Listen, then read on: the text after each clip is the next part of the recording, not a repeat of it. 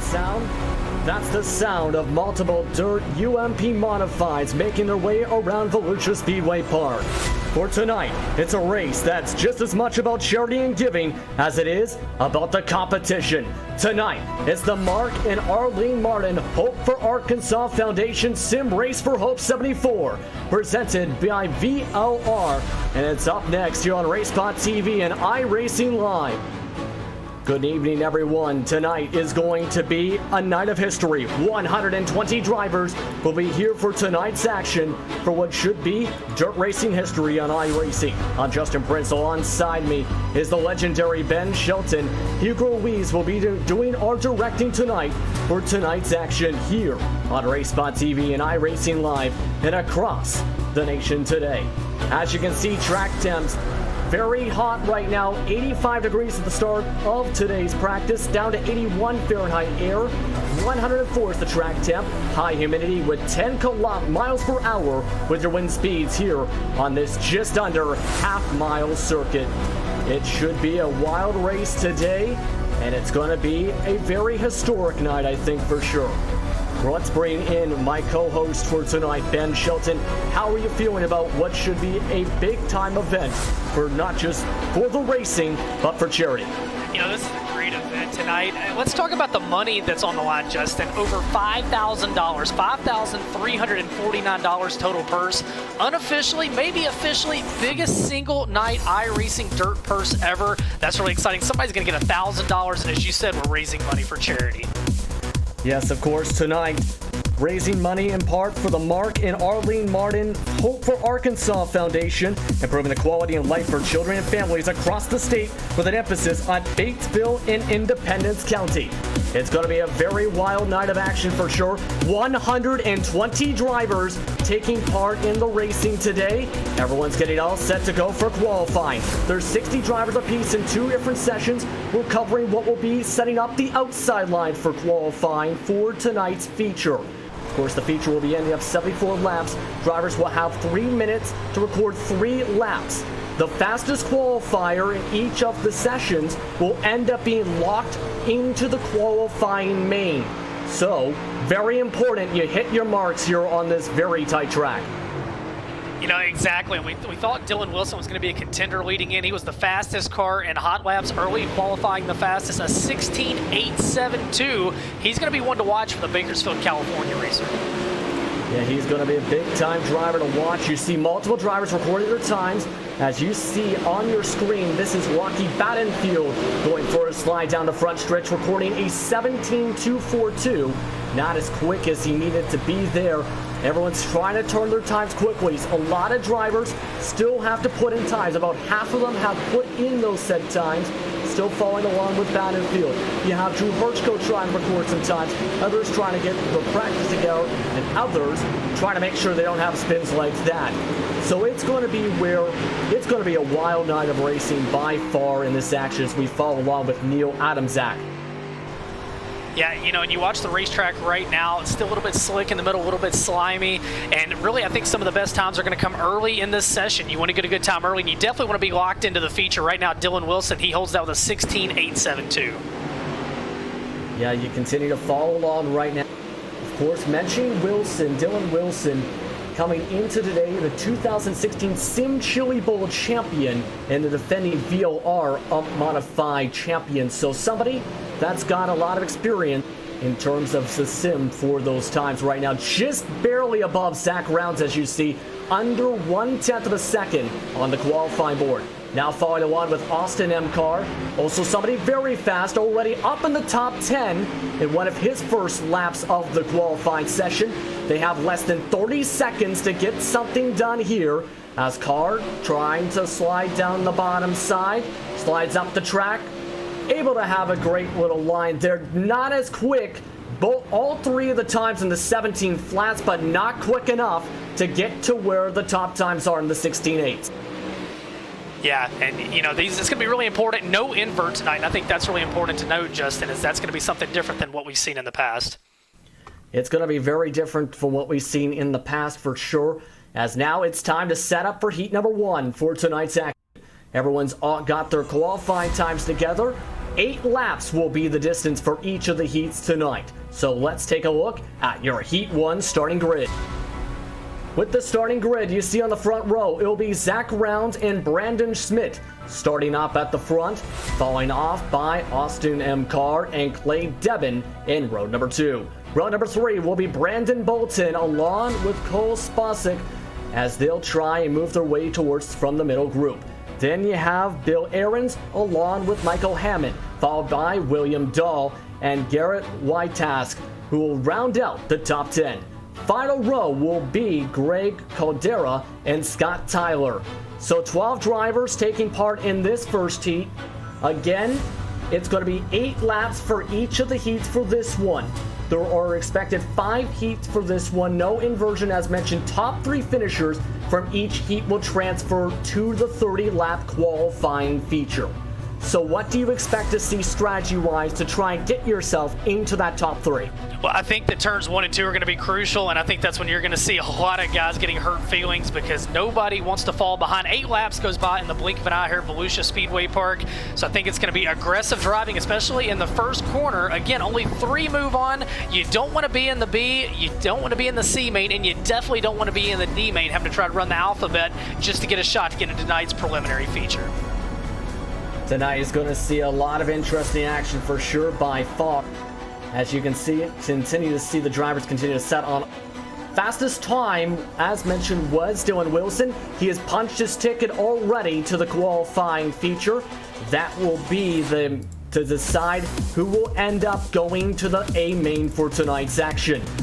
For tonight's racing, from what you've seen and from your experience with this track, do you expect drivers to try and use maybe the low line compared to, say, going up the track and towards the shelves of the cushion? Typically early in the night at Volusia, you kind of want to get down to the bottom. That's where there's some good bite. The track widens out. They'll go back to the cushion, then it slicks off in the middle. The difference is these guys are on a 9-inch tire versus the dirt late models of the sprint cars. They get less traction. Car control is going to be everything, so any little bit of traction could be the difference in making it into the main event out of your heat and having to go to as bad as the D main. You definitely don't want to go all the way and try and go through the alphabet, as we'll see how these drivers do here. Rounds and Smith on the front row, waiting for the green flag. Rounds is off and away. And we are off and away for heat number 1 of the Mark and Arlene Martin Hope for Arkansas Foundation SimRace Hope 74. As right now, Smith able to get single file, so is Rounds. Carr able to move to third, but side by side between Bolton right now, along with Clay Devon, as there's the momentum carrying along for Kosperek as he moves up to P number 5. Right now, it's clean racing in your top 3 to hold another breakaway with Zach Rounds, Brandon Schmidt, and Austin Carr leading the way. Those 3 you want to see 8 laps click off in a hurry. Back and forth, Spacek, he's got to get on the hammer and go, and it's a hornet's nest behind him. 2 wide battle back in the pack. 2 wide battle, a couple drivers bouncing off the wall for a quick second, but right now Bolton, he's just trying to keep up with the top 3 right now. As mentioned, Round, Smith, and Carr, all of them running the same line. A bit of a higher line now for Devon, trying to maybe get a charge momentum off the corner. Can't get through there as you follow along with Carr. He's got at least 3-4 car lengths away from the next driver as they head towards the halfway point. They approach the halfway point, and right now the battle for the lead getting a little bit tighter. Rounds leads the way, but Schmidt trying to close in on him. And again, your top 3 not really contesting each other because they know if they get to racing too hard, that's going to allow the guys behind them to close in. Right now, Brandon, Bolton, Spacek, and Devon on the outside looking in as laps tick away. Still trying to close up time, coming to 3 laps to go. Rounds continues to lead off the group. The gap continues to grow lap by lap, about 0.7 of a second last time by. Right now, meanwhile, you got Aarons and Hammond starting to duke it on out for P number 7, but the main focus continues to be up at the front. Just slow and steady, trying to keep the same consistency. 2 laps to go here for heat number 1 here at Volusia.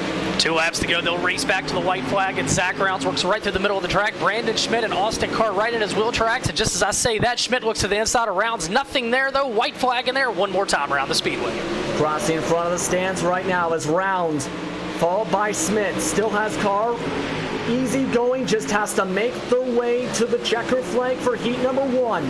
It looks like they'll do so. No one gonna go for the quick attack here. Carr tries to maybe get a potential pass for second, but Rounds comes away with the victory for heat number 1. Smith and Carr will also advance as just outside the bubble, Brandon Bolton, Kosperek 5th, Clay Devon 6th, Bill Aarons, Garrett Whitask, Michael Hammond, and fall in the top 10 is Greg Caldera for heat number 1.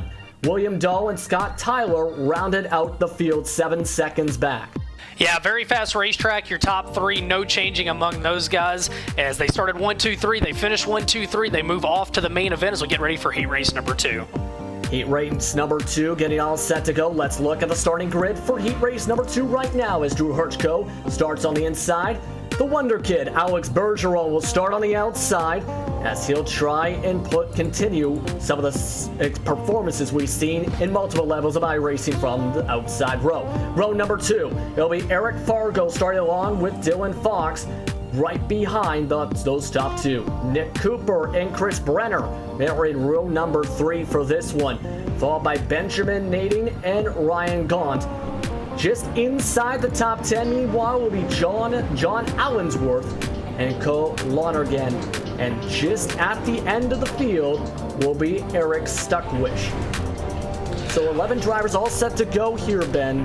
From what you've seen in the first heat, what do you expect to see for some of the drivers who might be in the back for the second one? Well, I don't like your odds right now in Heat Race 2. Maybe Heat Race 3 or 4 starting deep, but right now the racetrack is still pretty narrow. I think it's going to be tough to pass if somebody doesn't make a mistake. Hirschko on the pole. He's always a hard charger. He's going to be tough from the pole. And how about Alex Bergeron? Guaranteed us a win earlier today. Well, it's going to start with Heat Race number 2. He's got to get into the show first, into that preliminary shot if he's going to have a chance at $1,000 later tonight. I got to give him this. He's very confident, of course. World Championship World of Outlaws competing, won both the sprint and the late models at Lima Land. Right now in the top 5 for both the points. Was the pole sitter at the Spring Fling earlier this season, mind you, with the VOR, with the first races off the crown. There's a long list of mentions you can bring up. And by the way, also running in the NASCAR Peak Antifreeze iRacing series as well. So a very talented driver. We'll see how he competes against Smith here on the outside.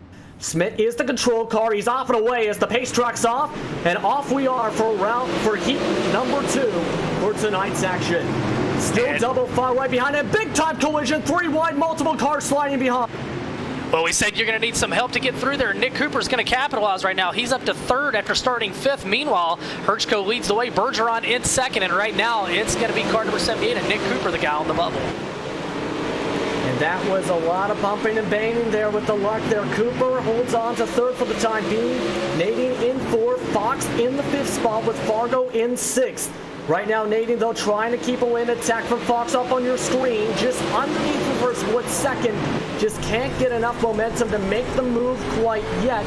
As you follow along with Fox, really working that wheel, trying to find any opening here as they move through 3 and 4 and continue the momentum here, coming towards halfway next time on. Right now, Eric Fargo, the big loser so far. He started third. He got in that melee. He is back in sixth. He is mired back in the pack, and he's going to need some help in this one, or he's going to head off to a consolation event. Meanwhile, Herchko looking really good out front. It seems like Bergeron content to ride in the second spot. Back in third, Cooper could come under fire as Nadine might be a little bit better than him, but catching him and passing him is two different things, as now Nadine's got his hands full. Here comes Dylan Fox, a hard charger in the 999. Nadine got a little bit of a tap from behind from the 999 of Fox. As Fox is trying to go for it, has to let off as he can't get the momentum right on the back end once again as he'll try and go for the slide. Tries to push Nadine up the track, can't do so there. Nadine able to hold on for the position for the time being. Cooper still in his own little bubble, coming to 2 laps to go. Still about 2 car lengths back is that battle. Best battle on the Speedway between Nadine and Fox, and that's for the first non-transfer spot right now. As we said, this racetrack's still very fast, passing at a premium, and laps are ticking away as we come back to the white flag. Coming towards the front stretch right now, Drew Herchko continues to pull away from Alex Bergeron. Side by side behind them as Fox is able to finally get up to fourth with a bit of a slide job, trying to park the bus, and the bus is going to get turned around into turn number 2. But with that, Drew Herchko will win heat race number 2. Alex Bergeron second, Nick Cooper in third. And what was an interesting way to finish off that heat, Fox in fourth, Nadine fifth, Fargo sixth, Chris Brenner finished off in seventh, John Allensworth, Ethan Stuckwish, and Ryan Gaunt rounded off the top 10 for this heat. In the final spot for this one, as you can see, the top 10 up on your screen with Lonergan finishing off in the 11th spot. So an interesting way to finish off heat race number 2. Well, Dylan Fox can't be happy. He started fourth. He finishes 11th after that contact, and now he's got to come out of a D main as we get ready for heat race number 3. We'll see what he can do here, and we'll see who's all set to go for heat race number 3. Dan Smolders, the Canadian, starts alongside Terry Wolf on the front row. Smolders having experience coming from Berlin, Ontario. In P number 3, Mike McKinney will start alongside Randall Carter as they'll try and go for a charge. Put a star next to McKinney as Andy Hunter will start behind them with Matt Martin. Row number 4, it'll be the row with Mark Molnar along with Brandon Smoltz, and rounding out this top 10 will also be Bryce Stafford along with Danny Rogers. Well, you've got some real-time flair coming up in this one as you look back. Starting in third, Mike McKinney, a driver consistently 15 to 20 wins every year in the UMP Dirt Car Mods, and a little bit surprised he's racing with us tonight. That shows how big of a deal this is, as he had some options back in his home state, but no, he is here on iRacing, the inaugural Sim Racing for Hope 74, and he's trying to take home big money and bragging rights here tonight. But let's not make a mistake about it. He might be top dog when he gets out there on the racetrack in the real world. These guys are tough, though, Justin. They're not going to give him an inch of slack as we get ready for heat race 3. Yeah, that's for sure, especially since he's technically on the bubble when we start this heat off. Anything can happen, as you see in heat race number 2. So he's going to have some challenges here. You see the track, meanwhile, though drivers have had some time here on this track. How do you feel now? You mentioned in the last race where it might help drivers in the back now in heat race number 3. How do you feel so now?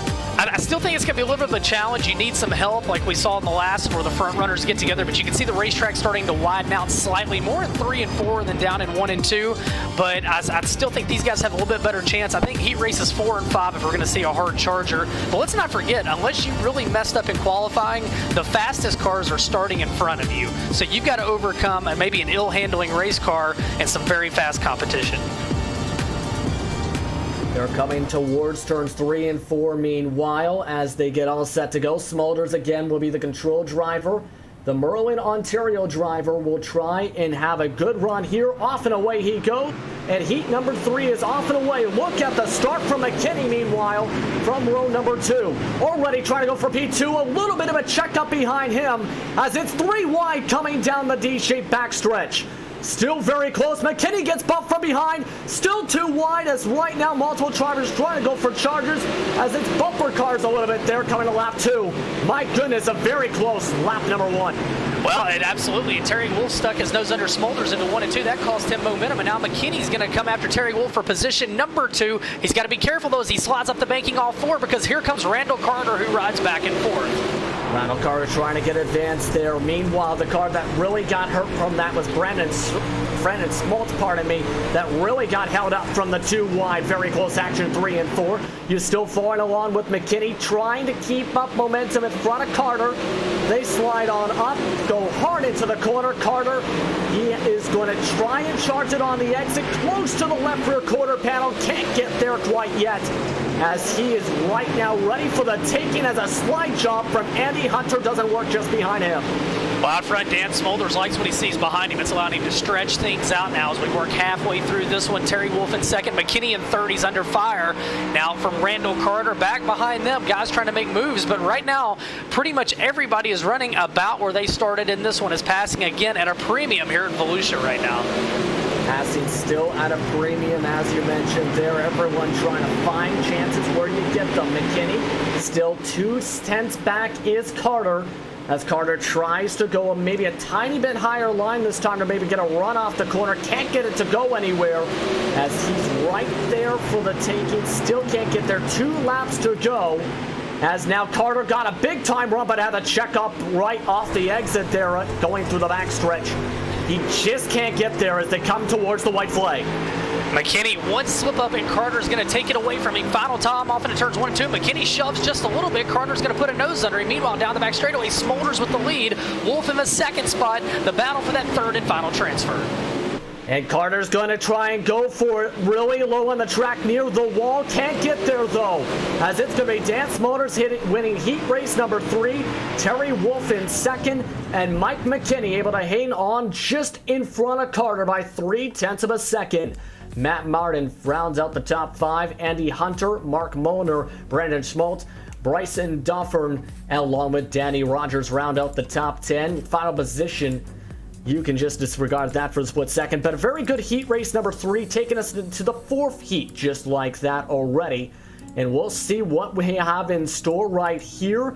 It's going to be one of the Molnars who's going to be up at the front, it looks like here, Ben, too.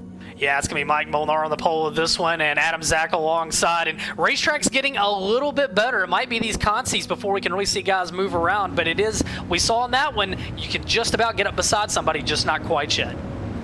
Meanwhile, we'll see just behind them, row number 2 is going to feature a recognizable name, Davis Richards, partner for some broadcasts, Texas A&M alum as well, who'll start in row 2 along with Jordan Wisely. Behind them, Neil Adamczak will start with Daniel Smith from that row number 3 spot in the Hornet's Nest. Matt Short and Jonathan Smith will start just behind them, while in the 5th spot is James Roetruck and Blaze Decker.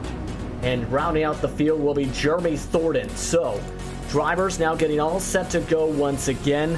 We've talked about a lot of the racing here, but remember, this is a night to bring attention to the Mark and Arlene Martin Hope for Arkansas Foundation and their cause.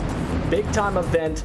In real life, the largest prize pool in the IMCA of $20,000 going to a winner of $150,000 overall. It's a big time event in real life and now in the sim world as well. That's right, big time money. And again, we'll talk more about the foundation a bit later. It benefits the racers and it benefits needy families in Arkansas. Great deals. We get set to go green. Yeah, we'll talk about that for sure later on. Lots to talk about involving that. Molnar, meanwhile, hopes to talk about getting a heat victory here. Very close on the start there as Molnar's off and away. And we're off for heat race number 4. Wisely able to get to P3. Adam Zach around, going right now good in situations. Multiple drivers around though. Decker spinning around. Thompson, Thornton, and Smith bouncing off the walls. No caution is out meanwhile. Let's check out the replay on this one because this was a wild story.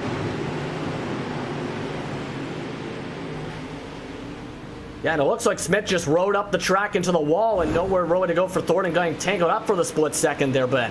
Yeah, man, tough break for those guys as they see their night get perhaps much shorter than they wanted it to be. Out front, though, Molnar leads the way with Adam Zach in second. Wesley with a good run going into the third spot in car 55, trying to get up into that second position. Those top three don't want to push the issue too hard, though, as they've got almost a half a straightaway lead over fourth place runner now, Neil Adamczak, who's on the outside looking in car 17.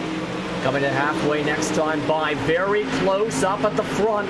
Closest battles we've seen through the top three in the heat so far, I think, as Adamczak goes up the racetrack side by side now. Jordan Wisely will try and go for the pass. Can he make the slide job work on the bottom side, as they're going to not be able to get it done yet?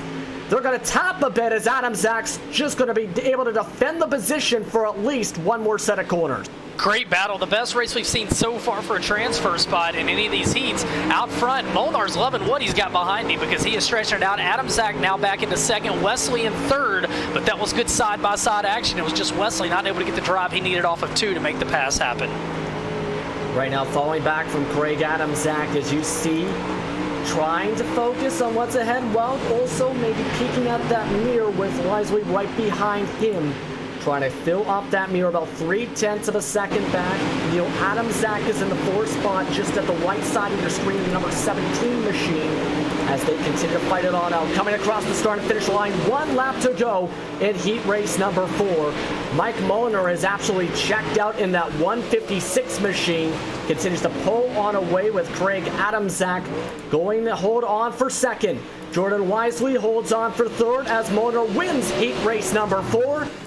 And also coming away, pretty good speed from him, about 5/6 of a second ahead, with up to a full second, in fact, with Adamczak in second. Jordan Wisely in third. Neil Adamczak couldn't get to where he needed to be in fourth. Davis Richards fifth, Matt Short sixth, with Jonathan Smith, James Roetruck, Jeremy Thornton, and Blaze Deckard rounding out the top 10 in this one. Daniel Smith was a DNF after that incident we've seen here as we enter the final heat in this one.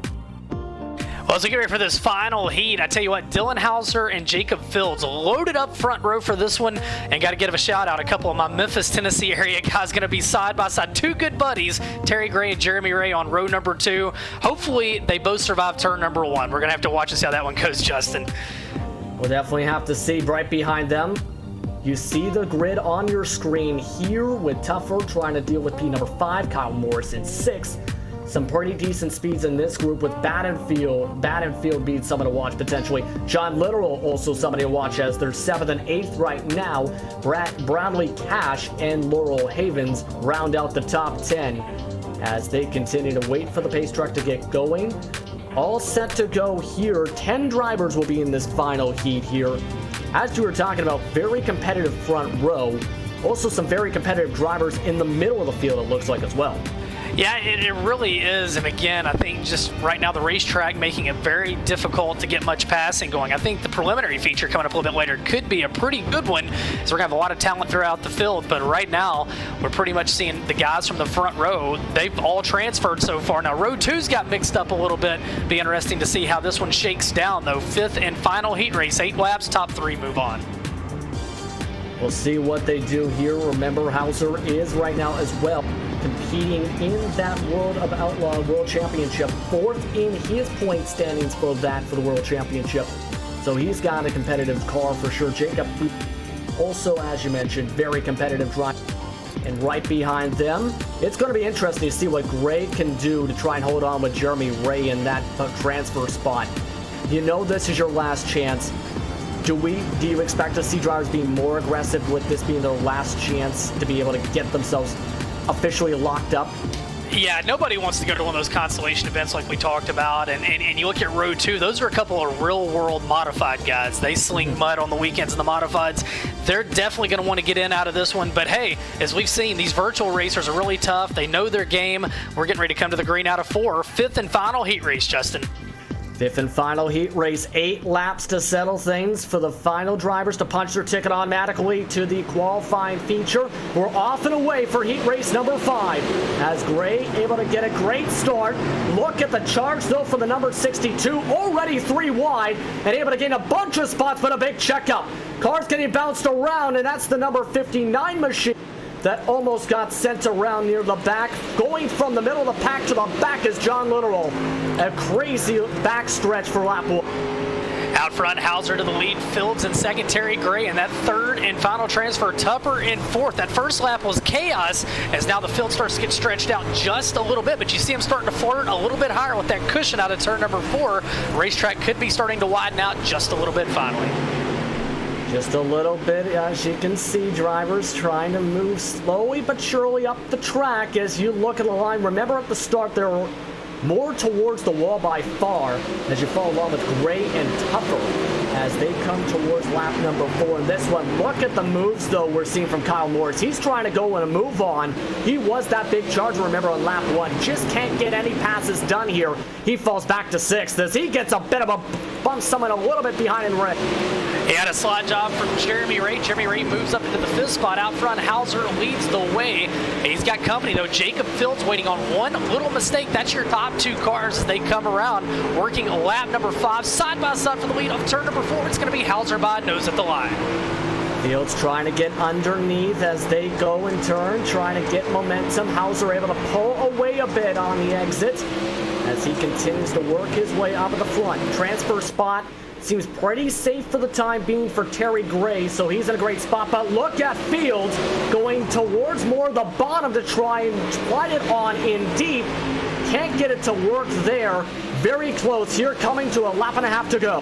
Yeah, if you watch Fields off turn number 4, at least last time, we'll see if he does it this time, and he will not. Last time he dropped to the bottom, got a little bit of moisture. Now he closes right in on Hauser. Good battle as we go around white flag, final time around the Speedway in Heat Race 5. He's right there right now waiting for the opportunity, right near underneath. Up the track goes Hauser, up towards the shelf. There's that move towards the moisture for Fields, but Hauser able to hang on and wins heat race number 5. Just able to hang on in front of Jacob Fields. Terry Gray is the last driver to advance through the heat. Eric Tuffer in 4th, Jeremy Ray in 5th after the slide job on Kyle Morris. Rocky Battenfield in 7th with John Literal able to move his way back up to 8th after that first lap kerfluffle, while Bradley Cash will be in 9th. Laurel Havens rounds out the top 10 as that was a very competitive 5 heats for sure in this one. But now it's time to where you might see potentially drivers have to work their way through the alphabet. Yeah, now's the time. I mean, you got to get in the top 4 of this one or your night is over. Your chance at 1,000 over. Your chance of making even the preliminary feature over. So we've got a 10-lapper. Top 4 are going to move on out of this one. That's the good news. The bad news is you got to go to the back of a loaded C main.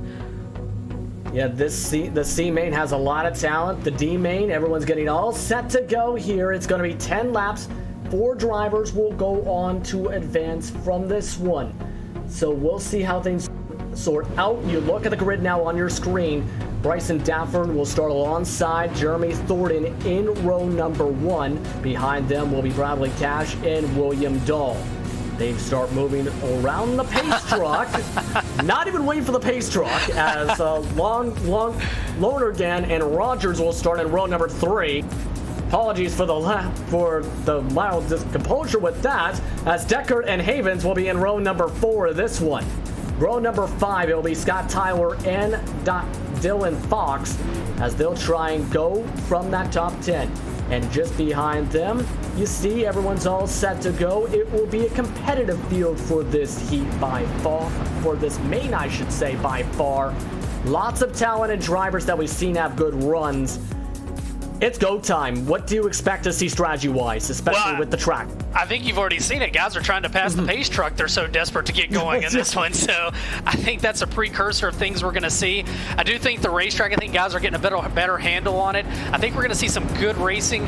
I would be shocked if at least 3 of your top 4, if not all 4 of your top 4 starting spots are the ones that transfer. It's just the way it's been so far in these races. Either way, an elbow or a knee in that first corner is what those guys starting back throw 3, 4, and 5 are going to need if they're going to make it off to the main event. Excuse me, back to the back of the C main, should I say, to have a shot at the main event. Yeah, try and work the way to the alphabet to get to the qualifying feature of this one. You can see everyone all set to go. It's going to be Daffern and Thornton, going to be the control cars on the front row. That 118 machine is off and away, and we are underway for the D main. Dafford able to get away from the chaos, and big time chaos in turn 1. Major chaos back in the pack as we'll see if the caution waves out of this one or if we stay green. A lot of guys into the wall as Dafford got a massive hole shot. Multiple drivers done for this one. Scott Tyler spun right after that in turn 3. Yeah, that puzzle piece doesn't fit 3, almost 4 wide at this track. But it shows that guys are doing what they think they've got to do. Right now, Jeremy Thornton rides in second. In the third spot is Bradley Cash.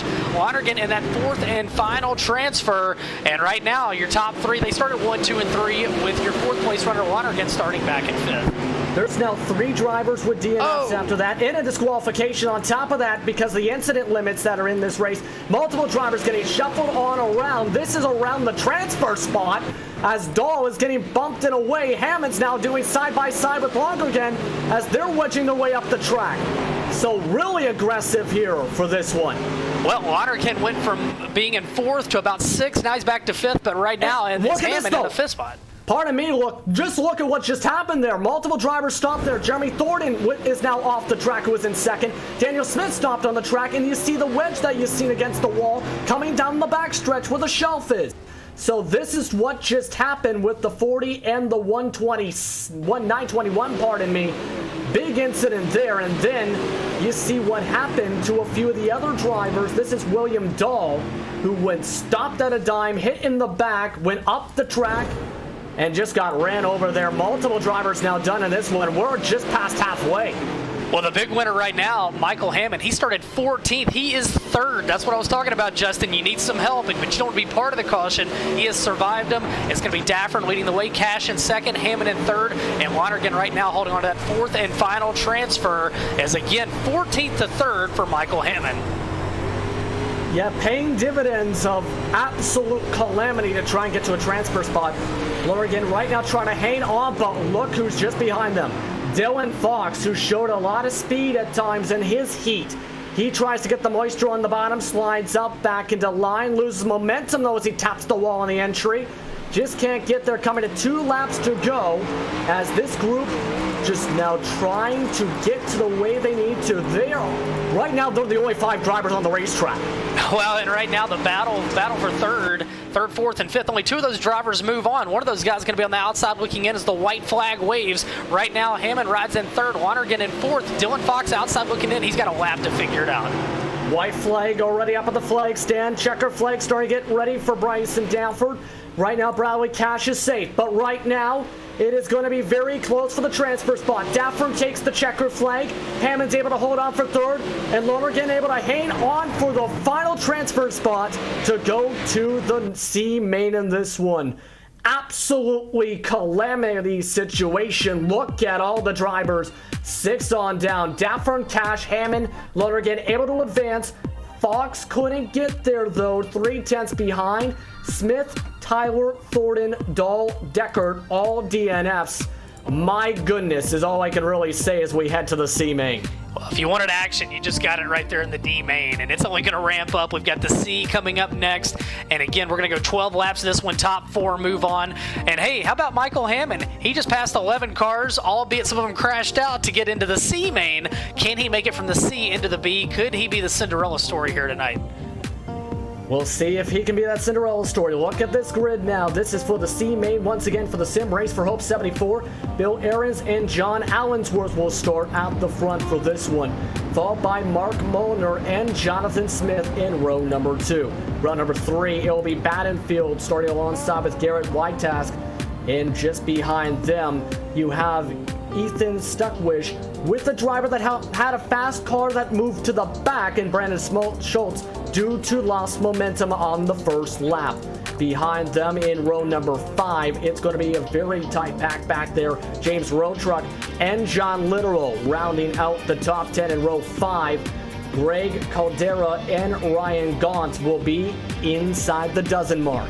Bryson Dafford, coming away from the D main, has to focus, having Bradley Cash beside him in row number 7, while behind them the rest of the drivers who advanced, Michael Hammond and Cole Lonergan, who will try and have a great run in this one. So, at this point, I don't even know what to really phrase with this after what we see in the D main. And now it's really go time for a lot of these drivers. 4 drivers advanced, 12 lap. Yeah, and get ready for turn number 1 because I think we're about to see some mayhem break out. 16 cars, 14 laps, top 4 move on as we come to the green flag out of turn number 4. Side by side, getting ready for the green flag. Allensworth and Ahrens. Ahrens is off and away in green flag. Look at the start from Mark Molnar. Able to get the second on the start. Very tight behind. No one sideways this time. 3 wide just at the back, but able to pull away Molnar and Allensworth in second and third. Battenfield moves up to 4th as now they're bumping and banging and stopping in turn 3. There's a lot happening back in the pack. At the front, though, we've got great racing. It's Ahrens leading the way. Molnar in the second spot. Third now going to be Allensworth. Battenfield in 4th. And this racetrack is coming alive. We're seeing a couple of different grooves at the front of the pack as they work off turn number 4. Look at that attempt there from Stuckwich, trying to get his way through a hole. Ends up losing him a couple spots as he's trying to keep the 7th spot with an attack on the bottom now from Road Truck after that. Very close action, still not near where they need to be for the advanced mark. That is where Rocky Battenfield, as they continue to try and work themselves out. Very tight racing just behind the bubble spot. Battenfield 0.6 of a second advantage over Jonathan Smith for that final transfer as we work early through this one. Out front, it's Ahrens leading the way. Molnar lurking in the shadows. Back in third, it's Allensworth, and now Battenfield. He wants off that bubble. He wants into the 3rd spot. He wants no part of position number 4 as they work through turns 1 and 2 side by side for position 3. Going all the way down the bottom, up, down the back stretch. Try to go for it there. He's got a lot of speed trying to get towards the moisture, as you were talking about in past parts of the heat. He's trying hard as he can. Slide job on the bottom. Just about to get there, Battenfield, and it looks like it's going to be side by side. What a battle for the 3rd spot, but they better be careful because right now Jonathan Smith outside looking in car 23. He is pedaling as fast as he can. He's making a little bit of ground on him. Could he sneak in there and take one or both of those spots? And don't look now, but at the front of the pack, you got a battle for the lead. Ahrens has got it, but Molnar right there with him. Ahrens right now in the lead in the 50 machine, right now behind him. Mark Molnar in the 34, very close on the bottom side, trying to get a run with the moisture, just can't get quite there. Big run though through the top on 1 and 2 as they move more and more up towards the cushion. Molnar knows he's got the faster car, I think, but he just can't get to where he can make the pass here. They've got a 2.5 second advantage over that battle for third with Allensworth and Battenfield, and now Battenfield and Allensworth have pulled away from Jonathan Smith as we're getting down the final laps. Ahrens moved up the racetrack there, up towards the shelf and the cushion there, letting on by Mark Molnar. So Molnar now is in the lead in this C main. John Allensworth, meanwhile, he's now having to worry about fighting off Battenfield, coming to 2 laps to go this time. Battenfield's been really fighting big time. Shuffling continues on behind them. So they're just trying to get a better spot, I think, from the B main and away from that Hornet's Nest. That's for 5th on back. 2 to go. As they race back to the white flag down the back straightaway. One thing for sure, this racetrack has come alive. Great racing as you see Allensworth trying to keep Battenfield behind him. Meanwhile, your leaders work through turns 3 and 4. Right now you can see the battles going on, but for Mark Molnar taking the white flag here for the C main. Can he hold on? He's got a lot of speed over Ahrens, but the focus goes towards the bubble spot as Ahrens bobbles around, because Battenfield now has one last attack from Stuckwich. Stuckwich tries to go down low, can't get there, and Rocky Battenfield able to hang on for the transfer spot as Mark Molnar able to take the checker flag for the C main. Let's look at the results on your screen here. Bill Ahrens, John Allensworth, and Rocky Battenfield, the ones to advance. You can see the rest of the top 10 up on your screen. Lots of action again here for tonight's event for the Mark and Arlene Martin Hope for Arkansas Federation Sim Race for Hope 74. How about Ethan Stuckwish driving a great race, comes up a little bit short, but man, he let it hang out there on the last lap. He will be watching as we get set now for the B main, and this one is going to be a good one. 14 laps, top 8 move on, so you don't want to overreact early in this one because it could cost you a chance to move on to the preliminary feature. It's time to set things on up. Brandon Bolton will be at the front here for this one. Benjamin Nading will start on the outside of the 21 machine. Randall Carter starts alongside with Neil Adamczak And just behind them, it'll be Eric Tupper and Cole Spacek, pardon me, who will try and have some decent runs here. Eric Fargo will start with Matt Martin in row number 4. And just inside the top 10, it'll be Davis Richards and Jeremy Ray just behind them. It'll be then Clay Devin, who had a fast car, but some bad luck in that 84 machine with Chris Brenner alongside him. And behind them, it'll be Andy Hunter and Matt Short. Then you have the drivers who came from the advance behind Kyle Morris. Mark Molnar will have to go from 16th place, while Bill Ahrens and John Allensworth will be behind them. Who's at the end? Rocky Battenfield, who will be running shotgun for this B main. I think this is going to be an entertaining race because, as we've seen, the racing's got better and better. I think you could see some movers and shakers. 14 laps is a long time. Again, top 8 move on, so guys don't have to pass just a ton of cars. I think this, again, could be a really entertaining B-main. I think so, too, at this one. And you have some drivers that had some really good drives, I think, at this point. Really good battles, I should really say, for their events. Like, you have Nadine, who had some very tense battles. You have Carter, who is just 3/10 back from a chance to get to the transfer spot to lock himself to the qualifying main. Lots of good drivers here up at the front, along with the back when you combine the drivers from the C main. Well, again, turns 1 and 2 going to be very important as you get a good start in this one. And something else, top 8 move on, but you need to pick up some spots here because 30 laps in the preliminary feature, only the top 12 move on, and caution laps do count. So you're going to need all the help you can get to one of those top 12 spots. So if you can pick up some spots here, they're going to be important. We'll see if they can pick up the important spots here, as Bolton will lead them off here. Off and away they go, and we're underway for the B-main once again for the SimRace for Hope 74. He's off to a clean start, Bolton, but look on behind because it's currently a game of bumper cars. Still side by side for second, meanwhile, as multiple drivers spun behind them. But a good start from Bolton to get away from the chaos. How about nading into second under fire, though? He's got Carter knocking on the back door, Spacek right there with him as well.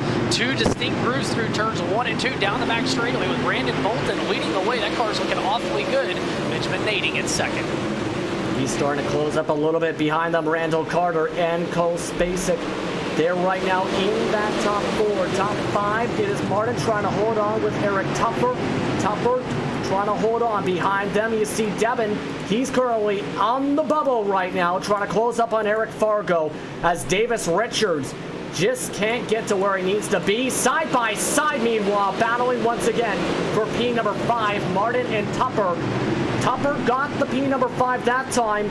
Can he get it to stick this time by is the question. Nading holds on to second. Carter looked to his inside down through turns 1 and 2. Now they'll both work the high side off of turns 3 and 4 behind them, as you said. That's where the action is. Good battles for positions 5 and 6 on back. Slide job from Tupper. Up the track he goes, but there's the bottom now from Martin. You've seen a bit of bumping and banging out of turn 4. Side by side, Martin close to Tupper, but Tupper able to secure the position. He's up now to P5 as he gets bumped from behind a bit by Martin.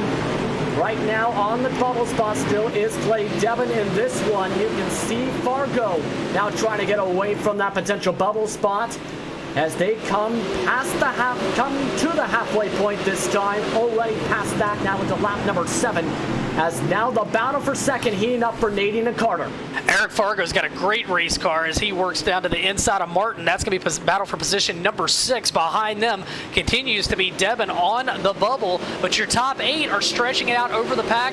Meanwhile, your top 3 or 4 is trying to get a little bit tighter. Good racing, but right now the guys in the top 8 pretty content to try to race their way in, with the exception of Fargo, who's still feeling racy to the inside of Martin through turns 3 and 4. Trying to get away, I think, from what could be a potential pass to a bubble spot. He does back off and go single file here in this one, I think, because Clay Devins had some decent speed. He's got a bit of luck, though. It's a lot of side-by-side battles just behind them to get enough space at this point. You see still on the screen, still on the bottom, still fighting hard. Fargo, he's going to give up the battle here as Martin's able to hold on to the spot. Couldn't get the job done. Very close to trying to do it again, but he's just going to lose time right here. Meanwhile, possible battle for the lead as Bolton just able to hold on to Nadine, but that held up the momentum Carter's ready to pound. It's a fantastic battle for the lead. Been watching it for a few laps. Bolton leads the way, nading in second, Carter back in third. They flared out 3 wide last time through turns 3 and 4. This time, they're going to go nose to tail as we come down. Just a handful of laps left with the top 8 moving off to the main event. Still just a couple laps to go up towards a few to go. 14 laps is the exact total for the B main with 3 to go. You can see Carter trying to gain time. Nading, you're watching from the suspension. Look at that thing bounce around as it slides through the dirt here. Trying to get any time he can here and trying to get any ground. Right now, Bolton is holding up the parade behind him. He's got the lead, but I believe Nading and Carter are much faster. Might not matter, though, as we come around now, as we get set for 1 to go, as Bolton battles at a loose race car off turn number 4, off into turns 1 and 2. Now we got a battle for the lead. Here comes Nading. Slide job city. He goes to the lead. Turns back down the hill. Here comes Bolton. No, sir. It's going to be Nading to the lead. Bumping and baiting now. Nading able to get to the lead because it almost got 3 wide. Bolton's going to lose P number 2 if he can't hold the momentum, as it's going to be side by side for second. I think Bolton got him to hold on to second. Benjamin Nading ends up winning the B main in this one in very close fashion. Randall Carter goes and actually look at that time. That's how close it was for Bolton to be able to get the job done. Spacek, Tupper, Martin, Fargo, Devon are the ones who will advance. What about that? 100th of a second Carter took Bolton for that second spot. And how about Nading on the final lap? He got a little gutsy slide job down in 1 and 2, made it pay off. He is going to move off to the main event where he's going to start in position at number 17. Right now, everyone getting all set to go for the qualifying feature. And it is where it's go time. Top 12 finishers from each of the qualifying features will advance for the race for Hope's 74-lap A main. Drivers in this server go to the outside row, so they'll try and punch their tickets here. Total is 30 laps for the distance. No inversions expected for this one.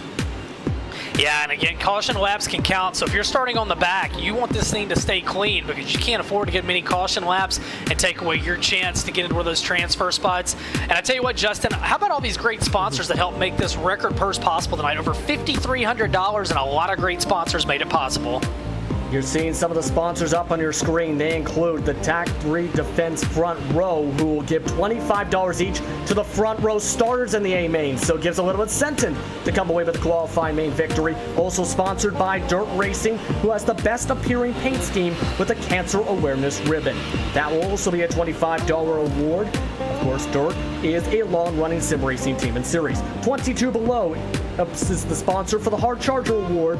They are the developers of the best American-made insulating can sleeves. Also, the iRacing Dirt World will be sponsoring $50 to the purse. They're a Facebook group where users can post anything iRacing Dirt Racing related. Be sure to tune that in. Hammer Down TV also is a part of their sponsors. Also built for racers by for racers. 7 days a week for the action. CMF Motors Electrics also a part of the sponsors. And $120 go to the qualifying feature non-transfers. That's something to watch for as well. The Cleanest Passer is sponsored by Scott James Motorsports, while Capron Screen Printing sponsors the Hard Luck Award for $50. Also, one big sponsor, the iRacing flag will give a free iFlag to the feature winner. So that will be a good award for them and a good product for sure to get. Also, last of the sponsors, Hugh Evil Paints, Team Friday Chassis Consultants, and that's just about it here. And of course, Mark and Arlene Martin, Hope for Arkansas Foundation in this one. They originally had a $500 sponsorship for this one, but Team VOR donated that sponsorship right on back for this event and donated to the foundation for a good cause. Lots of people being a part of this action for today. Yeah, so many great ones. Again, we talked about that foundation. They do a lot of great stuff. A lot of needy families and children in the state of Arkansas. I've worked with Mark Martin on some of it. He is very passionate, he and his wife, Arlene, and it's really cool to see them involved in sim racing and the sim world, finding out about what they are doing for all these well-deserving families. That is for sure. The drivers are off and away to get ready to go for the qualifying feature. Let's look at your starting grid for this one. Who's going to have the best luck? We'll see as Dylan Wilson and Zach Rounds will start on row number 1. Dylan Wilson, fastest qualifier. We'll see if he can hold on to that spot. Drew Hirschko in third spot with Dan Smolders right on behind them. Mike Molnar and Dylan Hauser round off row number 3. And row number 4, it will be Brandon Smith and Alex Bergeron. They'll try and charge their way from just the middle of the top 10. Terry Wolf and Craig Adamczak round out that top 10. Jacob Fields and Austin Carr in row number 6. Row number them in row number 8, it's going to be the action of Jordan Wisely and Terry Gray. Behind them, row number 9, it'll be Brent Benjamin Nady and Randall Carter. A lot of these drivers coming from the B main. Brandon Bolton, Cole Spacek also able to punch their tickets. Eric Tupper and Matt Martin also punch their tickets, along with Eric Fargo and Clay Devon. So these drivers will all go and try and get themselves to the A main. 30 laps to decide things here for the qualifying feature to decide the outside row. Rounds on the outside. Trying to time it up with Wilson as he's off and away we go for the qualifying feature. Drew Hirschko side by side in third as it's near 3 wide. Very close for Hirschko with Mike Mulder alongside the wall, but Dylan Wilson and Zach Rounds able to go 1-2. Drew Hirschko gets the third. Caution flag is out though for the back of the field. It's Craig Adamczak around. A tough break for Adamczak as he's going to get around, draws the caution, and again, back in the field, that's not what these guys would see. Don't want cautions early. Fantastic racing right now in the top 10. Very fantastic. You can see him getting bounced around there, spinning all the way around 180 degrees in the end in turn 3. So they will go and reset things right here in this one. So, of course, lots, again, to expect. A lot of the times, a lot to discuss in terms of what to expect action-wise. A lot of it, what we talked about again with the heats, was very important to get a good lap number 1. With it now being the cautions coming to play and whatnot. What do you think's going through the minds of some of these drivers, not just strategy-wise, but to try and work their way to get to those transfer spots, to get themselves punched into the feature? Well, you want to say these early race cautions don't really bother you that bad, but if you think, hey, we might have a lot of cautions in this one, every lap's going to matter. So right now, if you're back in the pack, you're thinking, all right, we need the 1 to go. We got to get this thing back underway, because if you get 5 or 6 cautions in this, next thing you look up and there's only 7 or 8 laps left, that's not going to leave you enough time. Meanwhile, if you're in the top 12, you just want to break away, you want to get away from everybody, and you definitely don't want to be in that 12th position when that white flag waves. Pace truck is down to 1 to go. The lights are off. Wilson will go start on the bottom once again. Zach Rounds is in second. Drew Hirschko was able to hold on for third with Dan Smolders behind them. Dylan Hauser and Mike Molnar. Alex Bergeron is in seventh with Brandon Smith. Terry Wolf, Jacob Fields rounds out the top 10. And in the final transfer spots right now is Cooper and Carr in the 11th and 12th spots. So a lot can happen here coming towards lap number 5 for the restart. We'll see if Wilson can have another good start here, timing it up. Waiting for the pace truck, and away we go. Wilson is off, able to get back to single file quickly, but Drew Hirschko trying to go on the attack quickly on Zach Rounds. Hirschko very low, trying to get the moisture side by side, trying to use the bottom as hard as he can, trying to charge his way on the high side is Zach Rounds. Able to get it at the stripe as Rounds for second, but very tight battles throughout the field. Great battles back to the pack right now. Dylan Wilson, the odds-on favorite tonight, leads the way in this one, but he is not driving away from the field. In fact, Zach Rounds closed in on him a little bit through turns 3 and 4. They go way top shelf down in turns 3 and 4. It'll be another lap led by Wilson. Look at this. Alex Bergeron gets turned around, bumped around by multiple cars in the air as 3 drivers flying around upside down. So chaos there. Benjamin Nady involved, Terry Wolf involved in what was a tough break situation, all started by that moment where they went up the shelf. Wow. And Bergeron, a guy that guaranteed a win earlier today, is going to end up on his lid. And, man, tough break. That was all transfer cars. Very tough break. He had a pretty fast car tonight, and you can see the contact with Hauser. Spins around like a bottle top, then flipped around like a bottle as he goes flying. A few drivers end up going flying. That ends up leading to multiple drivers in the pit lane. 2 drivers now trying to get repairs in Bergeron and Wolf. Having to get repairs is Austin M. Carr after that. as you can see the last of all of this. My goodness, a lot of good drivers in the Hornet's Nest getting involved in that with, in the end, 3 drivers sit on the roofs in this one. Pace truck lights are still on, and a wild moment once again in this one. Now that really changes a lot of the complexion of who's in the transfer spots.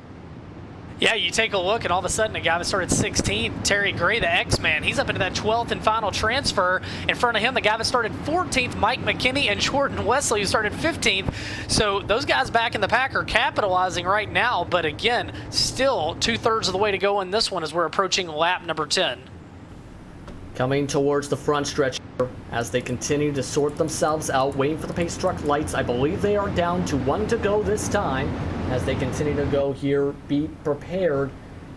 Gotta wonder, are some drivers going to be more patient, or they just going to say, you know what, I'm going to go and try and be aggressive as heck? These guys don't know what patience means. They're going to go for broke for the next 21 or so laps. And I think that the guys out front, Dylan Wilson, Zach Rounds, Herchko, they're going to want to try to break away. But we've seen it. They're battling hard for the lead as we get set to go back green. We'll see how they battle up here. You're following along from the outside line. You can see that is from P number 6. Mulder tries to time it up. Away they go. Wilson already away from the Hornet's Nest, as able to get single, follows the top 3s. Very bad rotation from Hauser. He's around, the yellow flags out, and it becomes a cluster. Mike McKinney was a part of that cluster. They're still getting bounced around the backstretch as we're back under caution. And just like that, that was a 6th place runner in Dylan Hauser. And we talked about it. A lot of cautions. A lot of guys want to get into the big show, and right now we race a lap, we go caution a lap. Yeah, you can see a lot of drivers just driving into there, nowhere to really go. The 55 really went up around, bouncing around all over the place. That 55 was Jordan Wisely who got bounced around. You see him in the middle of the shot. He's got bounced around there sideways, up above the air, mind you, and away he went. And now multiple drivers having to get more repairs once again. EOL for Dylan Hauser for the caution flag. You followed out along now with Austin Carr. I don't think there was anything you could have done in this situation. You're holding on the momentum, and did not happen. No, it was it's unfortunate. Things happen fast.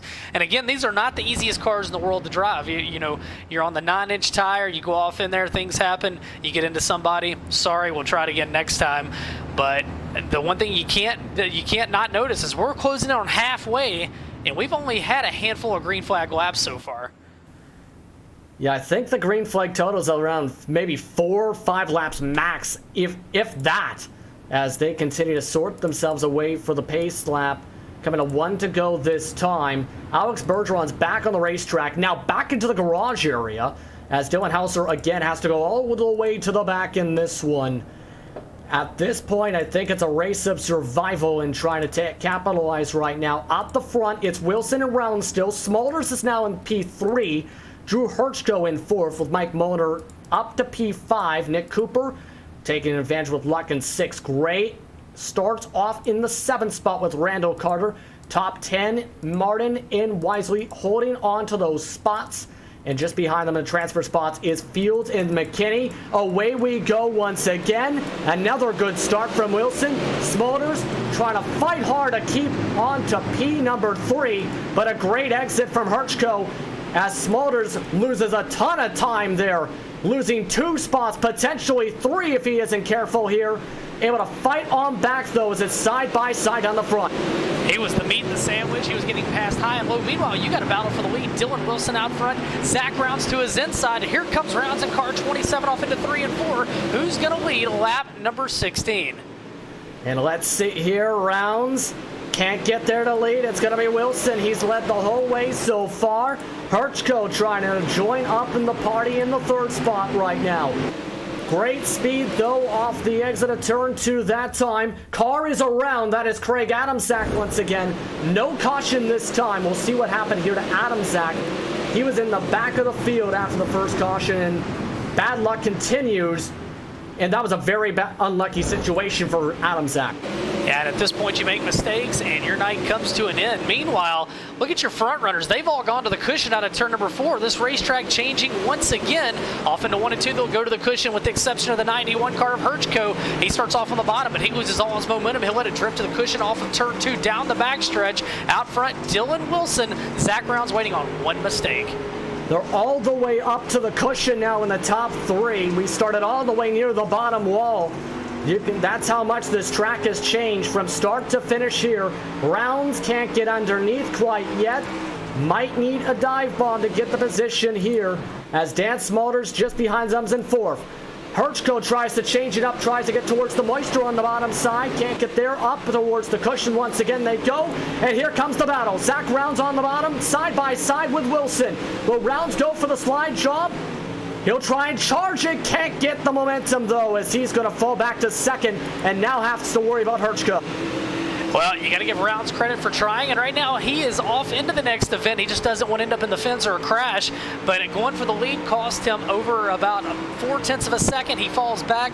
Dylan Wilson stretches it out. In the 3rd spot, it's Herchko, then Smulders, Carter, Cooper, Molnar, Terry Gray, and right behind them, Wesley Fields, Debin, and Martin. Your final transfer. He started 22nd. He runs in 12th.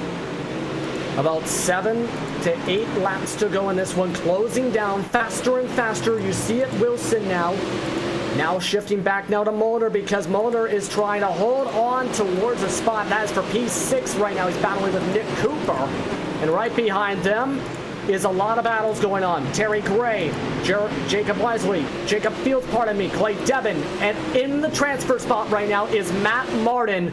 Caution flag is out, and this could be a big one because this could be a couple lap shootout after trouble for Mike McKinney.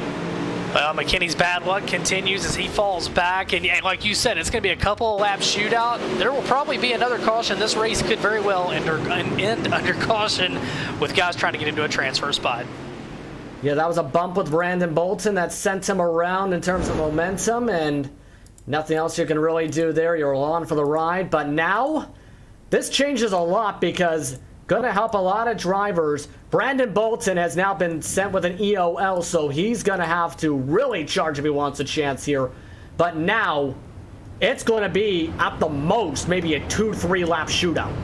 Yeah, you're not going to have much left to go. And, you know, how about the guys right now riding in your final 2 transfer spots back there? Matt Martin, he started 22nd, and Clay Debin, 24th. He got the last transfer out of the B main, and he's gone 24th to 11th. A lot of guys in those transfer spots that have come from the back half of the field, except for your top 4. They started in positions 1, 2, 3, and 4. A lot of luck for some drivers, and now they got to hope that the luck holds on for a couple more laps. You can see right now it's been every single lap being led by Dylan Wilson. He came into tonight as a potential favorite for this one. Very strong drive once again. And he's been very hard to even get a pass attempt on. Rounds had one of the first attempts. Pace lights are now off, but now it's about getting yourself to go. It's going to be a 3-lap shootout to finish things off for the qualifying feature. Possibly less if there's some bent sheet metal, and there very well could be some bent sheet metal as we hope we have a 3-lap shootout. Let's put it that way, Justin. Let's put it that way, and I think you definitely don't want to get bent sheet metal that ends up ending off your day with 3 to go. Wilson is off and away we go. This is for the qualifying feature spots as Zach Rounds tries to go for the pass up at the front right from the get-go, but look at the attacks from Dan Smulders and Drew Herchko.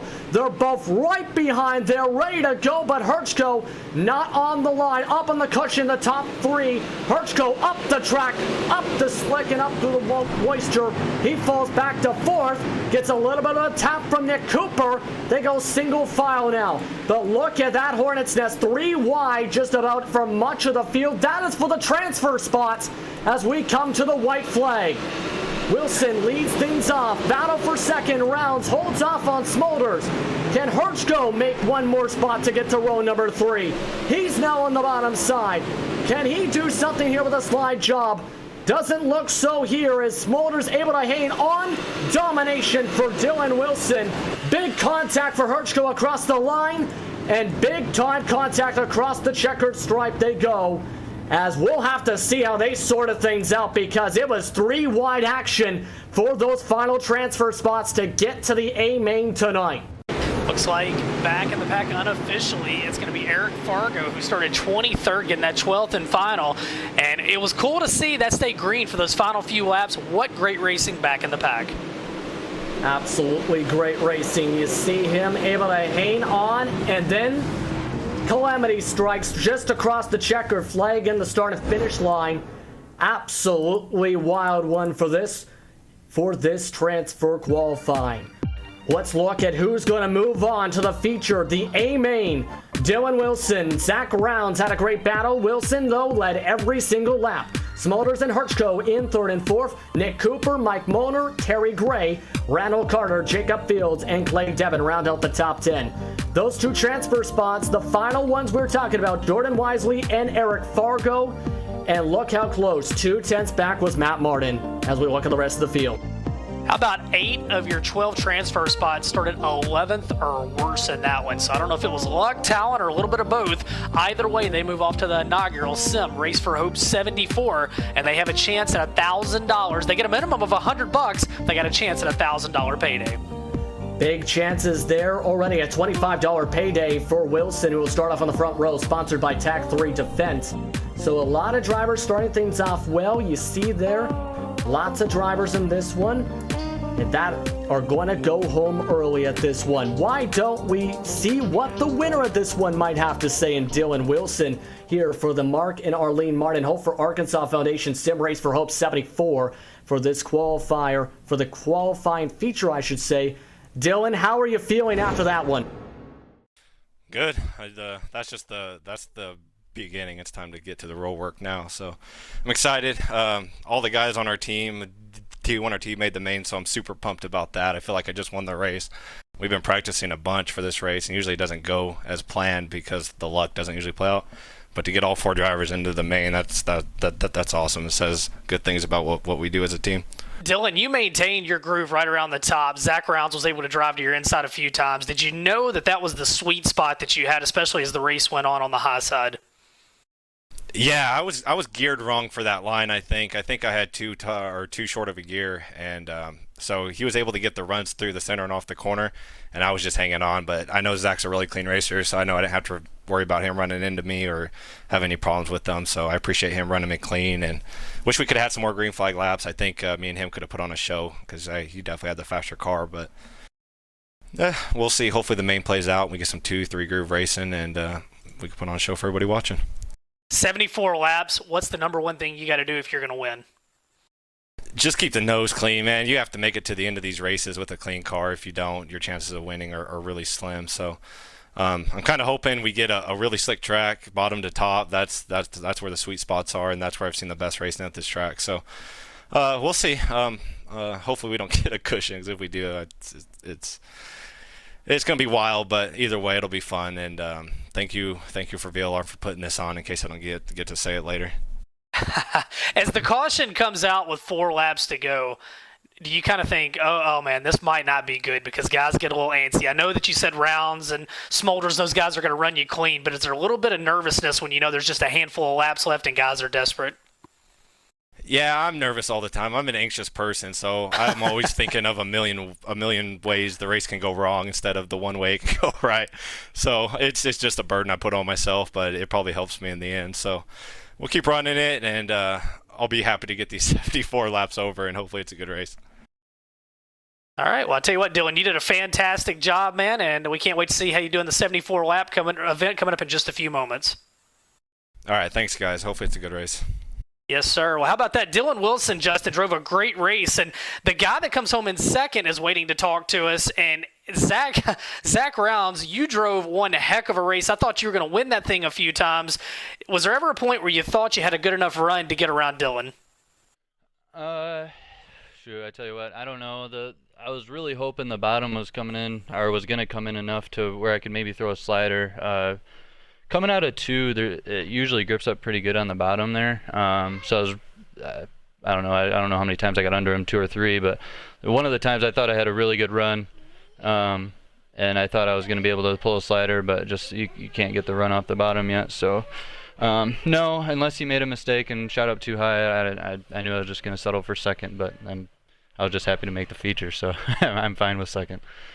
Definitely understand that. You know, a lot of people are saying Dylan Wilson's the odds-on favorite guy to win this still, and the fact that you were all over him for much of that race, what kind of confidence does that give you for the 74-lapper?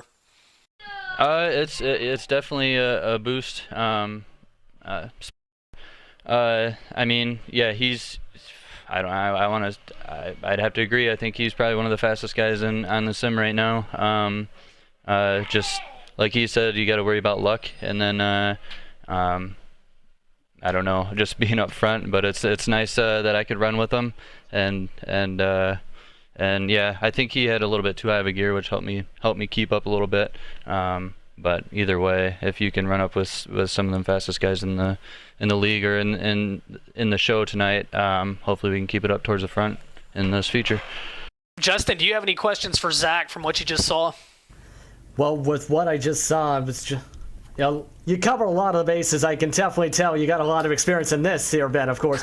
But basically, what kind of adjustments do you think that you might need in terms of maybe line, in terms of maybe to get yourself to where you can match up to try and get yourself for the victory, if you don't mind me asking, if that makes sense? I don't think I'm really going to touch the car at all. I think I had a pretty good gear in it. I like Dylan said, we did some pretty extensive practice this past 2-3 weeks preparing for this race. So yeah, I think if honestly, hopefully the track comes into where at some point the line changes to either, from the low side to the high side or the high side to the low side, and it becomes two groove at some point, or just stay on top of the line changes if it changes at all, and if you catch those right and can make a pass or two, or just kind of sit behind someone and hopefully make them nervous enough where they touch the wall going into a corner or something like that where you can get around them. But who knows? I might be the one that does it too. So yeah, hit your marks, and hopefully there's some two groove racing at some point in the race where you can make some moves forward, and see where you end up. Well, I tell you what, man, you drove the wheels off of it. You made it very entertaining. I know we had a great time watching. I know you want to get that hot rod tweaked and ready for action. So we wish you the best of luck in the race for Hope 74 coming up in just a few minutes. Yeah, thanks a lot, guys. All right, so that was Zach Rounce. He finished second, and rounding out our podium was Dan Smolders, who joins us now. And Dan, you had a great front row seat to watch that battle for the lead, and there were times where you were sticking your nose in there a little bit. How did the car feel? The car felt awesome. I couldn't believe that I was able to qualify fourth and win my heat and be able to run with them guys and possibly pass them if I wanted to, but I wasn't taking any chances. I'm happy with a fourth place in my prelim. So I'm going to steal one of Justin's questions that he just threw at Zach. Do you feel like you got to make a lot of changes to the car? Or do you feel like 74 laps is such a long time that it's almost more of a driver's race than it is anything? I don't think I got to make many changes. I just got to throttle control this. These mods here are crazy throttle control. You need to be fast. You can pick up 3/10 every here and there with setup, a tenth here and there with setup, but throttle control you can pick up half a second easily. Well, Dan, you drove a great race. I think the other server's starting to come up, so we don't want to hold you up. We wish you the best of luck in the 74-lap finale. All right, thank you. All right, that was Dan Smolders. He finished in the third spot. Well, Justin, we were highly entertained out of that one, and now we get to go watch these guys, 12 best from our server, go against the 12 best from the other server, and go after a $1,000 top prize. It's going to be a blast. Going to be an absolute blast, especially, again, the prize pool up more than $5,000. Again, winner gets $1,000. Top 20, top 17, I should really say, get $100 each. So a lot of drivers, they fought hard to get here. They know the money was on the line here, and especially for a good cause for today's race. Now, I think it's about trying to prove yourself, don't you think now, especially with a lot of opportunities on the line, going from 1,000 to 500 for second, to 370 for third, to fourth for 300, to fifth for 250, and so forth, plus the bonus money on top of that. No, I agree, absolutely. I think that it's time just to get all the money that you want. You want the bragging rights, but hey, why not get some cash while you're collecting it? Why don't we go over some of the sponsors for that? And a lot of these sponsors are a part of that package. Some of them include the TAC 3 Defense Front Row. They have been given $25 each to the front row starters for this one. On the front row, it's going to be a very competitive race for this one. Of course, you remember Wilson coming in with the outside front. He's got that punched in. Dirt Racing has the best appearing paint scheme with the Cancer Awareness Ribbon. $25 to the best scheme for that, where it's the best driver with a Cancer Awareness Ribbon theme paint scheme. 22 below Hard Charger award once again is to $25 to the best driver who passes the most cars in the A main with as little incident points as possible. Of course, 22 below develops the best American-made insulating can sleeves on the market. iRacing Dirt World also is a sponsor in terms of the purse. Facebook group where you can talk about anything iRacing Dirt Racing related. Hammer Down TV is also a part of that group, where they are an iRacing league built by real racers for racers, with cash and prizes available for them too. CMF Motors Electric sponsored $120 to qualify and feature non-transfers in a very competitive race for that. Also very important for some other drivers will be basically the Cleanest Passer Award, where if you pass 5 or more cars, fewest incident points, gets that $50 award for that. Scott James Motorsports is the sponsor for that. Capron Screen Printing also sponsors the $50 Hard Luck Award. So let's say you end up having, for example, a situation where you're part of those 3 drivers on your lid. That's where you potentially could come in with that. Also, the iRacing iFlag has already sponsored the free iFlag for the feature winner. Each iFlag is made to order with cases and bases made on 3D printers to come in any color you want. The LED lights on the boxes can tell you what's going on the track, whether it's a yellow flag condition, you get a black flag, anything like that, and more. Evo Paint is also a part of our broadcast sponsorships, along with Team Friday Chassis Consultant. $50 goes to the fastest lap for them. Finally, we get to the big point once again. The Mark and Arlene Martin Hope for Arkansas Incorporated Foundation. As we've talked about, their mission of the foundation is to improve the quality of life for children and families across the state of Arkansas, with an emphasis on Batesville and Independence County. For this upcoming year, they are providing financial assistance to the Children's Advocacy Centers, as well as other community enrichment organizations as they work to provide resources to disadvantaged persons, and families in the area. A great cause again, and a lot of people, as we've talked about, that make things come together for what is the biggest prize pool in iRacing Dirt history for a single event. Well, as cars are starting to get warmed up right now for the Race for Hope 74 finale, it's interesting to watch these guys practice and see some of the guys that made it in out of the other server. Now we're going to throw them all in together in a big melting pot for ultimate bragging rights. And we saw how much the track changed in even a 30-lap feature, Justin. Imagine what it's getting ready to do for a 74-lapper. There's a lot to imagine. Looking at the track conditions, bit different compared to the last run. 89 degrees Fahrenheit, 60% is the humidity compared to 55 in the last. Not as much wind, clear skies, track temperature 106 degrees right now. Weather, of course, realistic with this one shifting from 8 to 5 miles per hour on this very tight circuit. It's a track with a lot of character for sure, and now, with a lot of money on the line, we'll see what people will do for it here for the 74 laps for today's finale. Yeah, guys are definitely going to be going after it, and I think the big thing you heard Dylan Wilson say it. He said you got to keep your nose clean in this one. If you get damage early on, it's going to hurt you. And Volusia is definitely a kind of place. It's not one of those bull rings where you might finish the race and half the body's hanging off and you're okay. Volusia's big enough that aerodynamics come into play, and if you've got pieces hanging off or something's bent, it's going to hurt you. And as good as caliber as competition as we have, they're definitely going to take advantage of you. So it's going to be interesting to see how far guys go out of their way early in this one to maybe be over conservative. Maybe we don't see any cautions early in this one because guys want to be there, say lap 45, 50 when it's time to go. A lot of people that are now going to have to think what is going to happen here. 74 laps once again. First 40 laps, caution laps will count. After lap 40, only the green flag laps will count. So that is something to take in mind. So you do not want to also be the one involved in a caution or end up causing the caution, because it will hurt you in the long run of this one.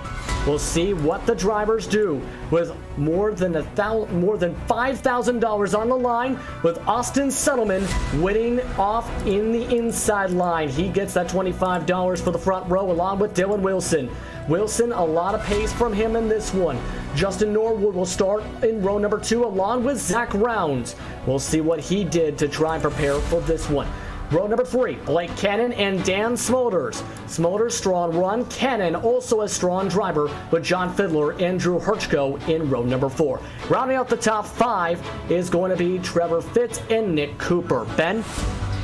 As you move back behind them to row number 6, Howard Weaver. He'll start on the inside and his outside, Mike Molnar in car 156. Row number 7 is going to be Josh Phillips. And the number 6 into his outside, the X-Man Terry Gray in car number 18. Looking back at row number 8, it'll be Kyle Miller in the 29. And starting to his outside, Randall Carter in car number 37. Moving back to row number 9, it's going to be Kendall Tucker and Jacob Fields. Row 10 now, Virgil Graham. He's going to be one to watch in this one in car 42. Clay Debin to his outside. Row 11 will be Adam Elby in the 57. Jordan Wesley starting alongside in car 55. And on the back row, Shane James, the hard charge out of Bright, Indiana, car 83 into his outside. Eric Fargo in the 222 starting shotgun on the field. 24 cars, 74 laps, $1,000 to the winner. And more than that, a lot of bragging rights as we have the second crown jewel of the year, and it comes right here at Volusia Speedway Park. And it's a very competitive front row, too, with Simmelman, of course, being a multiple-time BOR champion, winning in the sprint cars and the midgets. And then you have Wilson, who is one of the favorites coming into tonight. What do you expect to see from them to try and get themselves ready with one to go? Well, I think those guys are going to try to get out and maybe get away from any possible melees, run out front, not push it too hard. But they also know that if you let up a little bit, somebody's going to get to you. I think early on it's going to be slow and steady. We'll see if that comes to be or if we have a caution fest in the first 10 laps. We'll see who gets the luck here. Semmelman waiting on the inside in the 81, Wilson on the outside in the 80. Pace truck is off, and away we go. Off and away for today's 74 laps for the SimRace for Hope 74. Simmelman on the inside, off to a decent start in this one. Wilson side by side, but look at Justin Norwood as he sends it 3 wide. Can't make it stick quite yet, but look at Wilson. Has to file on back on the ice side, back to second. So much for taking it easy on the first lap, as here comes Norwood. They are 3 wide for the lead down the back straightaway. Simmelman's got it. Norwood's going to be in second now. Wilson battles back. Zach Rounds, Blake Cannon right behind them. Racetrack is excellent early in this one with Simmelman leading the way. Simmelman able to hold on, but barely right now. Look at Wilson, huge charge to the high side. Up the track, down the backstretch they go. As he can't make it stick, this is going to open up the door for Zach Rounds, who tries to go for a slide. Can't make so. Justin Norwood had to back off, but we have a new challenger up here at the front. Blake Cannon now going for P4 after that. How about that? Cannon's going to go up to 4th. Meanwhile, down the back straightaway, did Dylan Wilson put enough gear in to run the top side in this one? He told us after his preliminary feature he didn't have enough gear to run the top and middle. Right now, he's going to carry momentum. It's Simmelman out front, but here comes Dylan Wilson with a head of steam right through the middle of the racetrack. He'll let it drift to the cushion off turn 2. Up the cushion he goes, up towards the shelf on the backstretch, able to get a little bit more game time compared to the last time trying to do so. Just can't get the pass done quite yet. Wilson and Simmelman near side by side up at the front. Meanwhile, John Fiddler able to move to P number 5. But look again, Wilson cushion he goes. That's going to open up the door for Rounds. So that move did not work again, as he's still trying to force himself on the high side. Just can't get to the bottom quite yet. If Wilson can get a good run off the top of 2, he'll get to the lead. But you see right there the car drifts, and that's where Simmelman's able to pull away. Caution. And caution on the Speedway. How about that? Good first few laps in this one, Justin. Good first few laps. It was on the front stretch, I believe. Drew Hirschko was one of the drivers involved. Let's check out the replay. What just happened? I kept my corner of my eye on this, as it was 3 wide during that Hornet's Nest back there. That is near the middle of the pack, if not just the back of it. And as you can see, it turns to 4 wide, and it turns into trouble. I think really, though, it was really amplified by hitting that tire wall in the pit entry. Yeah, once you do that, you kind of become a pinball of sorts. Well, right now, Dylan Wilson leads the way. Simmelman in the second spot. And how about that? Wilson, your leader last time by, it would appear. So now he gets the lead for the first time. Simmelman in second, Rounds in third, Blake Cannon in fourth, and Fiddler up to fifth. We heard the guys say when we interviewed the top three after the last race, Justin, they wanted a drier racetrack. Well, you know what? They have got it. And right now we have got great racing because of it. And it's going to be interesting to watch them chase this groove, because with this dry early, if you can find a little bit of moisture or a little bit of rubber, it's going to make all the difference. That's for sure. Right now you can see the front two. Followed off again by Zach Rounds. In fourth right now, Blake Cannon, John Fiddler in the top five. Justin Norwood got shuffled back to sixth. Nick Cooper, Howard Weaver, Trevor Fitz, and Mike Monar are in the top 10 right now. So in terms of the racing, of course, you got a lot of real-world experience here. You see the orders now for a lot of the drivers like Albie and James charging their way up the field. From what you've seen in real life, what can be done for a lot of these drivers compared to what you can do in the sim? Well, I think, again, it's keep your nose clean, get the spots when you can, and also if you're back in the pack, gives you a chance to try different grooves. Where out front, the leaders might be married to where they are. If you're back in the pack, you have nothing to lose, and that could be the key to working your way to the front. Biggest loser right now in terms of positions, you can see is Herchko after the caution. Loss of 12 positions there, too, in the lower portions. Wilson is off and away, meanwhile, for the restart, as he's already off to a clean run. Simmelman able to get things, but look at Cannon, bounced around all the way up towards the cushion. Trouble in the middle of the pack, caution flags out. I think that was Dylan Hauser who got really sent around there and bounced around. That was Mike Molnar also got involved, it looked like there. That was Molnar, in fact, on that, pardon me. Let's look at what just happened to Molnar that triggered all of this. Yeah, it looked like he just let off there from what it looked like. Yeah, just a little bit. And really, I think it all triggered when you saw Cannon shoot up the track, the 44 car. I think everybody took evasive action behind him, and some a little bit more than others. But I think that's what led to it. How about Dylan Wilson on that restart? We saw him in Server 2 do the exact same thing. He was phenomenal on the restarts, and he gets a great restart early in this one. Yeah, that was another great restart. We've seen that multiple times, as you mentioned. Also want to take the time, of course, to thank OSR Network for covering the inside line qualifying feature and the qualifiers leading up to that. Thank you very much for being a part of that. Of course, now following along with Nick Cooper. A lot of drivers are making some decent charges. Right now, Howard Weaver starting to make some ground here, especially after that bump there we've seen in the middle of the corner after the let-off here. So a lot of good drivers are starting to get that luck again we've seen from the qualifying feature. Well, it was, and Howard Weaver during the warm-up, I believe he was second or third fastest to really only Dylan Wilson. So Weaver's got a good race car. He started back mid-pack. He's picked up a spot so far now, rounding out the top 10. We saw Zach Rounds in that last one be kind of a sleeper. He sits in position number 3. We're going to see Simmelman for the first time here tonight, but as you said, his accolades earlier, he is no stranger to big runs. I think you're going to see guys continue to search for more and more grooves, and if we get a long 20, 25-lap green flag run, I think we're going to see some outstanding racing. Think so too. There's going to be a lot of action here coming towards lap 15 for the restart. Wilson again on the bottom, Simmelman on the outside. Very strong competitors. We'll see what happens here this time. Wilson's off and away. Pace truck is off as they come down the front stretch. Wilson able to get a decent jump. Zach Rounds having to deal with the outside with John Fiddler as he's able to ride the wall, in fact, for a split second to hold on to P number 3. Great start for the top 3 there. But Blake Cannon, after that incident at the start, struggling to hold on to spots. They're bumping and banging on turn number 4.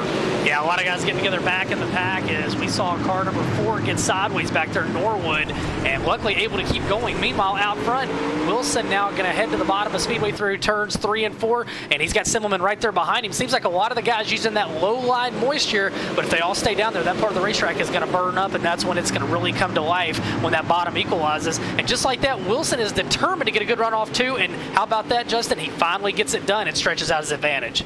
Talk about good run. Look at Zach Rounds. He's going for P number 2 on Simmelman now. Very close to the tire wall inside.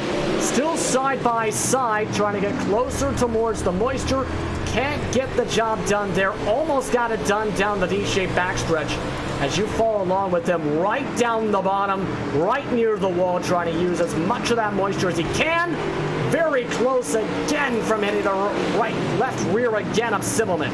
Well, it's interesting because Simmelman was on the very bottom when he was battling Wilson, and now we've seen Wilson make that middle to top side where he's moved up, but that's opened the door for Zach Rounds. Fiddler back and forth. Nick Cooper rounds out your top 5 as we approach lap number 20 here in the race for Hope 74. $1,000 on the line here tonight. Big time prize money, more than $5,000 in total is the prize pool for tonight's event here for the SimRace for Hope 74. You're following along once again now for the battle for third spot as John Fiddler almost got underneath, couldn't do anything there. As Nick Cooper's just going to watch in the wings. You're watching on board now with Fiddler on the bottom, very close to the wall. Again, getting that moisture as much as he can. And just again, trying to maybe get away from potential passes from Cooper just behind him. But look what's going on. Howard Weaver's up the 5th. Caution flag is out, though, as they're going to slow back down again here, coming to lap 22 to 23. What happened there? It was Dan Smolders and Eric Fargo, it looks like, in turn 4. Yeah, those cars getting back going. The good thing is, unlike the preliminary feature we saw, not 3 guys upside down, so everybody's able to roll away, it would appear, as we're just past lap number 20. Yeah, you see there the contact originally with Smolders, then gets contact from the right side. So I wonder what happened there to Fargo, because you see there contact underneath, and then you see the huge charge up to the cushion that pushes down the track, and Fargo, they're stuck together, and that leads to the caution. Well, we'll try to get them separated. Is out front now. It is going to, again, be your leader, Dylan Wilson. And I was just about to say before the caution wave, Wilson is determined to make that top side off 2 work. Maybe his car is a little too free to run down low, maybe a little too tight. Simmelman was closing in on him in a battle for the lead. And I got to think Simmelman hated to see that caution. And Zach Rounds got a great front row seat to watch what's happening in front of him. He's got a good car in car number 27. Fiddler in 4th, and Howard Weaver, as you said, now from 11th up to 5th.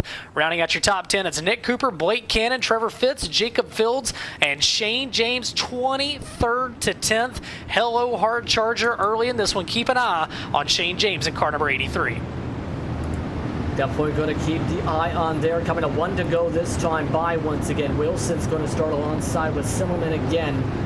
You got to wonder how many people might have adjusted maybe for the long run for that to work with the high side coming out of 2 maybe. That might be something to think about here too again, because remember, the more it slickens up on the bottom, the more you head up towards the cushion. You eventually have to ride there eventually, you think there, Ben. Absolutely. Right now, we'll see what happens here. Track really slicking up, especially from the appearance in 3 and 4. Wilson is off and away out of 4, as Stillman able to keep up a bit this time. Fiddler's trying to make the charge on the high side. Zach Rounds got bumped from behind. Going to have to fight hard to hold on to P4, but look at Howard Weaver on the high side now, trying to make the pass on Rounds, bumping just behind them, but the battle for the lead, Simmelman able to get underneath Wilson, just couldn't get the job done quite yet.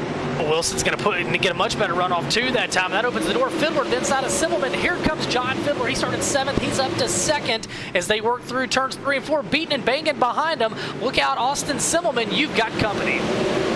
He's going to have to deal with a lot of drivers there. You got Rounds, you got Weaver behind him. Simmelman moves up the track, can't keep as much speed momentum-wise. As that opens up the door for Rounds, Simmelman will try and charge up towards the cushion, able to fight back at least for now. But now Dylan Wilson, he's still going to slowly but surely try and pull on away now. Bumping and banging. Howard Weaver gets bumped away from position. He's going to lose 2, 3, 4, 5 spots after that contact, falling behind Jacob Fields after contact on the left side. Momentum is everything. When you lose momentum at Volusia, it costs you big time. Right now, most of the field working that low line, again, as we talked about, if everybody stays down there, you got to think it's going to burn off as we come around to complete lap number 29. But out front, it's your leader's going to be Dylan Wilson, but he's got company. John Fiddler's got a hot rod here tonight, Justin, as he goes after the lead off into 1 and 2. He's continuing to try closing up time after time. Last time by 17.8. Just a little touch faster in the 17.8s than Dylan Wilson. He gets underneath.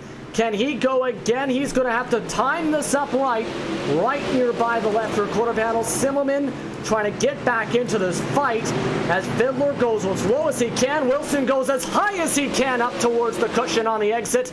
He'll ride it up again towards that cushion. As you can see, the track really starting to come into play in terms of the changing conditions. It's a 3-car breakaway at the front. Dylan Wilson, John Fiddler, Austin Simmelman, your top 3. Then it's going to be Zach Rounds, Trevor Fitz rounding out the top 5. Behind them, Blake Cannon, Nick Cooper, Jacob Fields, Howard Weaver, and Josh Phillips, your top 10. As your top 3 dicing it up. And Dylan Wilson, we saw it in that 30-lap preliminary feature. It looked like at any point he was going to get past. Perhaps, though, just saving that race car, saving those tires, searching around to see where that number 80 handles the best. Right now, it looks like the way it's handling the best, again, when you talked about this, is more higher up, at least in 1 and 2, it seems. More down low for many of the laps, it seems, down for 3 and 4. You see it right now, the pack continues to zoom on by as Wilson moves up towards the high side. Big time field, just one driver off the track. 23 cars are left in this one. Side by side, though, for second. Great battle for the second spot. That's right. Simmelman's had it.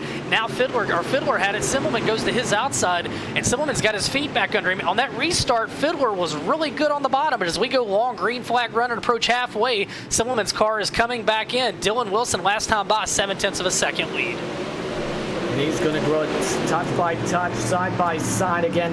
It's 10 slower, in fact, from Simmelman last time by, even with the side-by-side at a 3 and 4 with Fiddler, as they continue to work their way more up the track, more and more up the cushion a little bit by bit.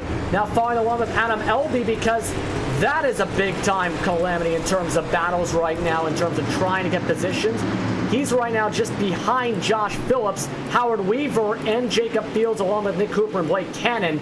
Side by side, couple drivers deep. Driver goes really up the cushion, and Howard Weaver, that's going to hurt him momentum-wise and lose a spot to Josh Phillips for now. Well, we're now halfway home, 37 down, 37 to go, and out front, Dylan Wilson leads away, Simmelman in second, Fiddler in third, Rounds in fourth, but how about Trevor Fitz quietly from 9th up into the 5th spot, and then behind him, Blake Cannon outside of the top 5 looking in position number 6 in car 44. And look at the attack, though, on Cooper, as he's going to go side by side. Now 3 wide with Fields. Up the middle is Cannon. They go contact a bit. Oh, very close moment there with Cooper, Fields, and Cannon.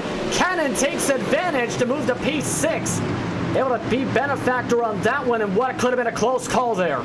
Well, right now, Blake Cannon, part of Heath Lawson Motorsports, he's got a hornet's nest behind him. He rides in 6th. They're 2, 3 wide, a little bit of 4 wide behind him. And now a little bit of contact. Look out, Blake Cannon. You got company. And it comes in the form of Jacob Fields in the 007 as they battle through turns 1 and 2. And right behind them, Nick Cooper trying to capitalize. Cooper on the high side right now. On the inside, you see right now, just trying to get anything as Fields. Underneath Cannon he goes. They make contact. Loses the momentum as you see the big-time wheeling from Phillips behind. Trying as strong as he can to the right to try and get any rotation he can. Howard Weaver makes the move right on below him as he'll join now what is going to potentially become again a 4-car battle for the 6th spot as the top 5 continues to pull away now more than 3 seconds ahead. That's a great battle, but right in front of them now Trevor Fitz going to look to the inside of Zach Rounds. That's the battle for 4th through turn number 3 as they try to close in on John Fiddler out front. Dylan Wilson, 0.7 of a second advantage over Austin Simmelman. Then it's Fiddler, Rounds, and Fitz as your top 5 getting a little bit closer, although Dylan Wilson right now the class of the field as we are approaching now 30 laps to go. You got to wonder. Again, we talked about this a bit here with him using a lot of the high line in 1 and 2. Gotta wonder he was set up for the cushion maybe for this point again. And you can see again the battles, but right now he's the strongest car on the track.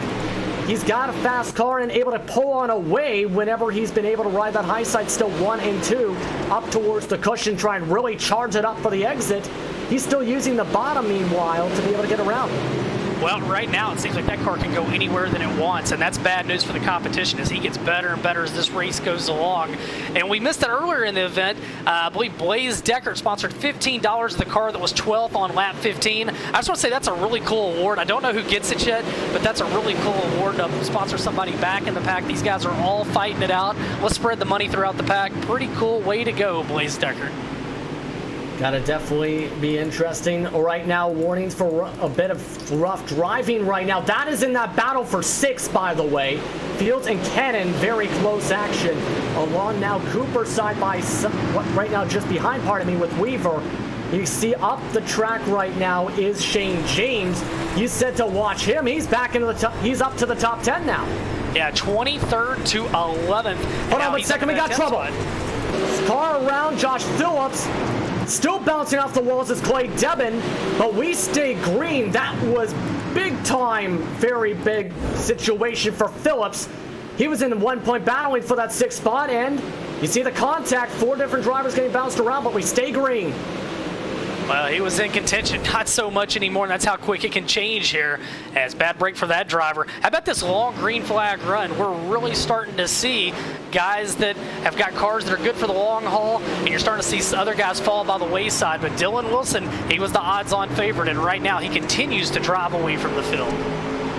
Adam Elby, by the way, was the one who earned that $15 for being 12th and 5th, lap 15, so great job for him. Right now, a great job going on for Wilson to get away from this battle for second and going on. Meanwhile, you see the battle still heating up with Trevor Fitz and Zach Rounds. Meanwhile, back behind them, this is currently for about 6th on back, I believe. Now about P7 as one driver has broken away. That's Jacob Fields, able to get away from the Hornet's Nest. Seems like Blake Cannon's had just a pack of dogs knocking on the back door of this whole race, and right now, no different. That's the best battle on the Speedway. Off into turn number 1 and 2. He rides in position number 7, but he's got about 6 guys that are going to go by if he slips up at all. And now Howard Weaver trying to get his feet back under him after that contact from earlier, and you got to think Howard Weaver would love to see a caution here with about 20 to go to have a shot to get back to the front. Remember, the caution laps don't count at this point. They stop counting if we get a yellow at lap 40, as we might get a very close call. That was the 83 going sideways, and Shane James, that was near 90 degrees. Let's look at just what happened there. That was 3 wide down to 2 wide, and ends up hitting the wall hard. Well, tough contact back in the pack. Meanwhile, Howard Weaver's going to make a move for the 7th spot to the inside of Blake Cannon, and Weaver right on the hub. He'll slide up a little bit of contact, a lot of contact, and now Weaver will take over the 7th spot. Cannon's going to go back to position number 8. LB back in 9th, Nick Cooper in 10th. Meanwhile, Dylan Wilson on a Sunday drive out front, 1.736 seconds the lead as we approach lap number 60. Coming now, again, lap 57 right now, as you see Wilson way up the track again, up towards the wall. He's now working his way through traffic, so this becomes a potential factor. Does Wilson end up losing time, or is this point to his benefactor using these lap cars as a pick, do you think? Well, as good as that car's been, unless a lap car takes him out, I don't think it's going to hurt him at all as he just mows around lap traffic, now approaching a 2-second lead. And again, as this race goes on, if anything, that 80 is getting better and better. Without a caution or a driver mistake, it's going to be really, really tough for anybody to catch Dylan Wilson, as now he adds another 10th to his lead over Austin Simmelman, 2.069 seconds. You see him, he's got a big crowd of drivers in front of him. That is right now 21st, 20th on forward that he's got to deal with right now. And now we're going to see now as the traffic's starting to move on through in terms of second, the battle for second we were talking about with Simmelman and Fiddler. This might help Simmelman a little bit, but he's going to have to move up to the cushion with Wisely tapping the wall a bit. Coming to 14 laps to go now, 60 laps down here for the SimRace for Hope 74. And the problem is Simmelman's now giving up another 0.3 of a second to Dylan Wilson. As Wilson likes it there on the top, he's able to motor around him. He continues to negotiate lap traffic. Simmelman in 2nd, Fiddler in 3rd. Zach Rounds in 4th, Trevor Fitz in 5th, and it's going to be Jacob Fields, Howard Weaver, Blake Cannon, Adam Elby, and now Nick Cooper, your top 10. As look out, a lap car bounces off the wall right in front of your leader, Eric Fargo, and that had to be a little bit of a scare for your leader, Dylan Wilson, as he exited turn number 2. Yeah, you can see right now Wilson's now past him, but absolutely scary moment coming towards now 10, 11 laps to go. That was in 1 and 2 after it looks like he pinballed off Fargo, bounced off one of the other drivers in terms of Josh Phillips. That was what he was referring to there. You follow along here, still working his way again through traffic, near 3 wide. Coming to 10 laps to go this time by cuts through the middle, moving by Herchko and Devin. That was now lapped up to P number 20 as he continues to get the luck here. Meanwhile, Simmelman, he's now got John Fiddler, who just had a big bobble. That was near a battle heating up for P number 2 as Fargo stops him dead in front. Devin's around sideways. Caution comes out. Wow. This changes everything. Well, if you wanted a shot at Dylan Wilson inside with right around 10 laps to go, you're going to get a shot at him as we finally see a caution after about a 45-lap green flag run. You see the contact there that led to Devin being bounced around like a pinball again. Brings out the caution, 9 to go. Caution laps do not count now. And that started again with the contact with Fargo and right in front of the battle for second.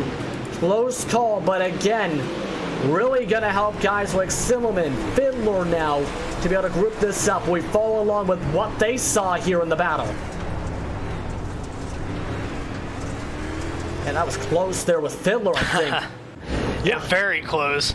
Very close. Well, how about this? So caution laps don't count, so the scores are going to be keeping control of it. 9 laps to go. 9 laps. The richest single night payout in iRacing dirt track history, $5,349, $1,000 going to the winner. And how about a 9-lap shootout? Only 1 lap more than we saw in the heats earlier, but this time it is for all the marbles, $1,000 on the line. Can anybody do anything with Dylan Wilson, Justin? That is the question. That is absolutely the question now. With it being 9 to go, the main question in my head continues to be, what can Simmelman do here to be able to take advantage of this? Well, he's going to need Dylan Wilson to bobble on this restart in some kind of way. That's going to be his best chance. And the one thing we've seen all night is what? Dylan Wilson gets phenomenal restarts. So is this going to be the one chance for him to make a mistake? Can Simmelman get there? Can Fiddler? Fiddler's been really good on the short runs. He's been better on the short runs than the long runs. Maybe 9 laps, Fiddler's going to be able to dial something in. But again, I think it's going to be a tough row to hoe if you're going to get around Dylan Wilson. They're going to start single file here. They do this if there's a certain amount of cautions. They're going to do this here to try and get as clean of a restart as possible. What will Wilson do? He moves as close as he can to the bottom on the restart to get towards the moisture, as Simmelman able to time it up and keep close behind. Fiddler can't keep up at the same moment as Wilson moves up the cushion down alongside the wall, down the back stretch.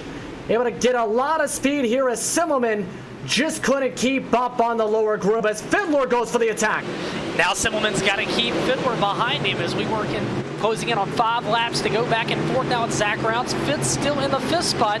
Good battle for second on back there, 3 wide as they battle for position number 2. Still close to 3 wide. That helps Simmelman and that helps Fiddler as Rounds gonna be bumped around a little bit. Able to just hold on to 4th spot as he had contact with Fitz. Contact again with Fitz in that 4th spot. They go back single file. Fiddler again though, down the backstretch. Lots of speed he carries along here. Moving along the front stretch they go as Wilson leads it with 6 to go. How dominant is Dylan Wilson now? 6 laps remaining. And how about a 777s, .777, the advantage for Austin Simmelman, chasing $1,000. He's in Volusia, not in Vegas, but he's already rolling up the 777s as laps tick away in the race for Hope 74. And in the 2nd spot is Simmelman, but he's got heavy company. Here comes Fiddler. 5 to go now here in the Mark and Arlene Martin Hope for Arkansas Foundation Sim Race for Hope 74 as Simmelman moves up the racetrack side by side with Fiddler. Fiddler goes for the slide, trying to push up the track. Fiddler contact, holds up Rounds behind with a little bit more contact from behind as Fiddler can't get the job done. 4 laps to go as Wilson continues to check on out and Rounds continues to try and fight to hold on to a top 5. Good battle right now, Simmelman. You're in the 2nd spot. Fiddler trying to find a way around him. Behind him, side by side, as those guys go at it. Rounds and Fitz battling it out. Weaver right behind him as well, as we've got just 3 laps remaining, 3 more times around this half-mile oval at Volusia Speedway Park with Dylan Wilson large and in charge. Coming down to 2 laps to go. Cars around, caution is out. And that was the battle on your screen we were talking about, involving Weaver, involving Trevor. Fitz has his luck run out with 3 to go. After going sideways after the side-by-side contact, he'll move all the way towards the back. Wow. Well, we're going to have 3 to go, and they're going to have 3 more times around to try to get a shot at Dylan Wilson. But what a dominant performance he had on that restart. Simmelman in second. Is there anything that he can do, Justin? Do you see any way that Simmelman can get to Wilson? Well, he could have, I don't know, a snake run across the track or something. I honestly, the way Wilson has looked today, he's just been able to get a great restart every single time. We've seen this in the qualifiers.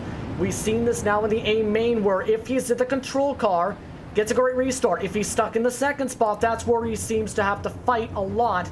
Of course, though, he's in the driver's seat right now, coming to 3 to go when we restart. So I think at this point, it's got to come down to the bobble that you talked about, and potentially if he does that slide up on the restart again, up out of 2, if he contacts the wall, I think that's where the door might open here a bit. If I'm Simmelman, I think I just try to jump the restart. I just see if I can get by with it or not. But no, you say that, but you look at this deal, and I think it's $500 for second. So you don't want to throw that out the window either. I mean, you want to win this thing, but you got to be smart. Dylan Wilson, again, dominant out front. He leads the way. Simmelman in second. Fiddler in third. Zach Rounds back in fourth. Howard Weaver in fifth. And it's Jacob Fields, Nick Cooper, Shane James, Blake Cannon, and Virgil Graham quietly up into 10th after starting 19th. You see single file. Remember last time, Wilson went from top to bottom on the restart with Simmelman. Pace truck is coming off. They're doing the same thing. Wilson's off and away with 3 laps to go as he gets a good start. Simmelman couldn't get the jump he wanted to. Fiddler can't get to where he needs to as Wilson goes up the track. He has a perfect restart down the back as he went up high. Simmelman has to try and hold off Fiddler, meanwhile, coming to 2 laps to go with Zach Rounds behind in the 4 spots.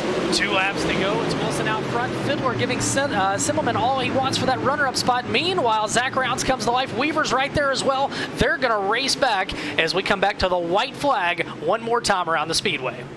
And contact with Rounds just behind, able to keep it straight though with Weaver. White flag is out here for the SimRace for Hope 74. Can Wilson hang on for a $1,000 payday? He continues to grow the gap. Simmelman will try and hold on for a decent payday himself. But for Dylan Wilson, he's dominated much of the day today. He'll win $1,000 for the SimRace for Hope 74 at Volusia Speedway Park. Simmelman comes home in second, John Fiddler in third, Zach Rounds in fourth, Howard Weaver in fifth, and it's Jacob Fields, Nick Cooper, Shane James, Blake Cannon, and Adam Elby, your top 10. But history made here tonight, the inaugural SimRacing Race for Hope 74, $1,000 to Mr. Dylan Wilson out of Bakersfield, California. Absolutely great run. Had great times for the outside qualifying line. Able to come away with the win after able to take the pass at the time of the first caution.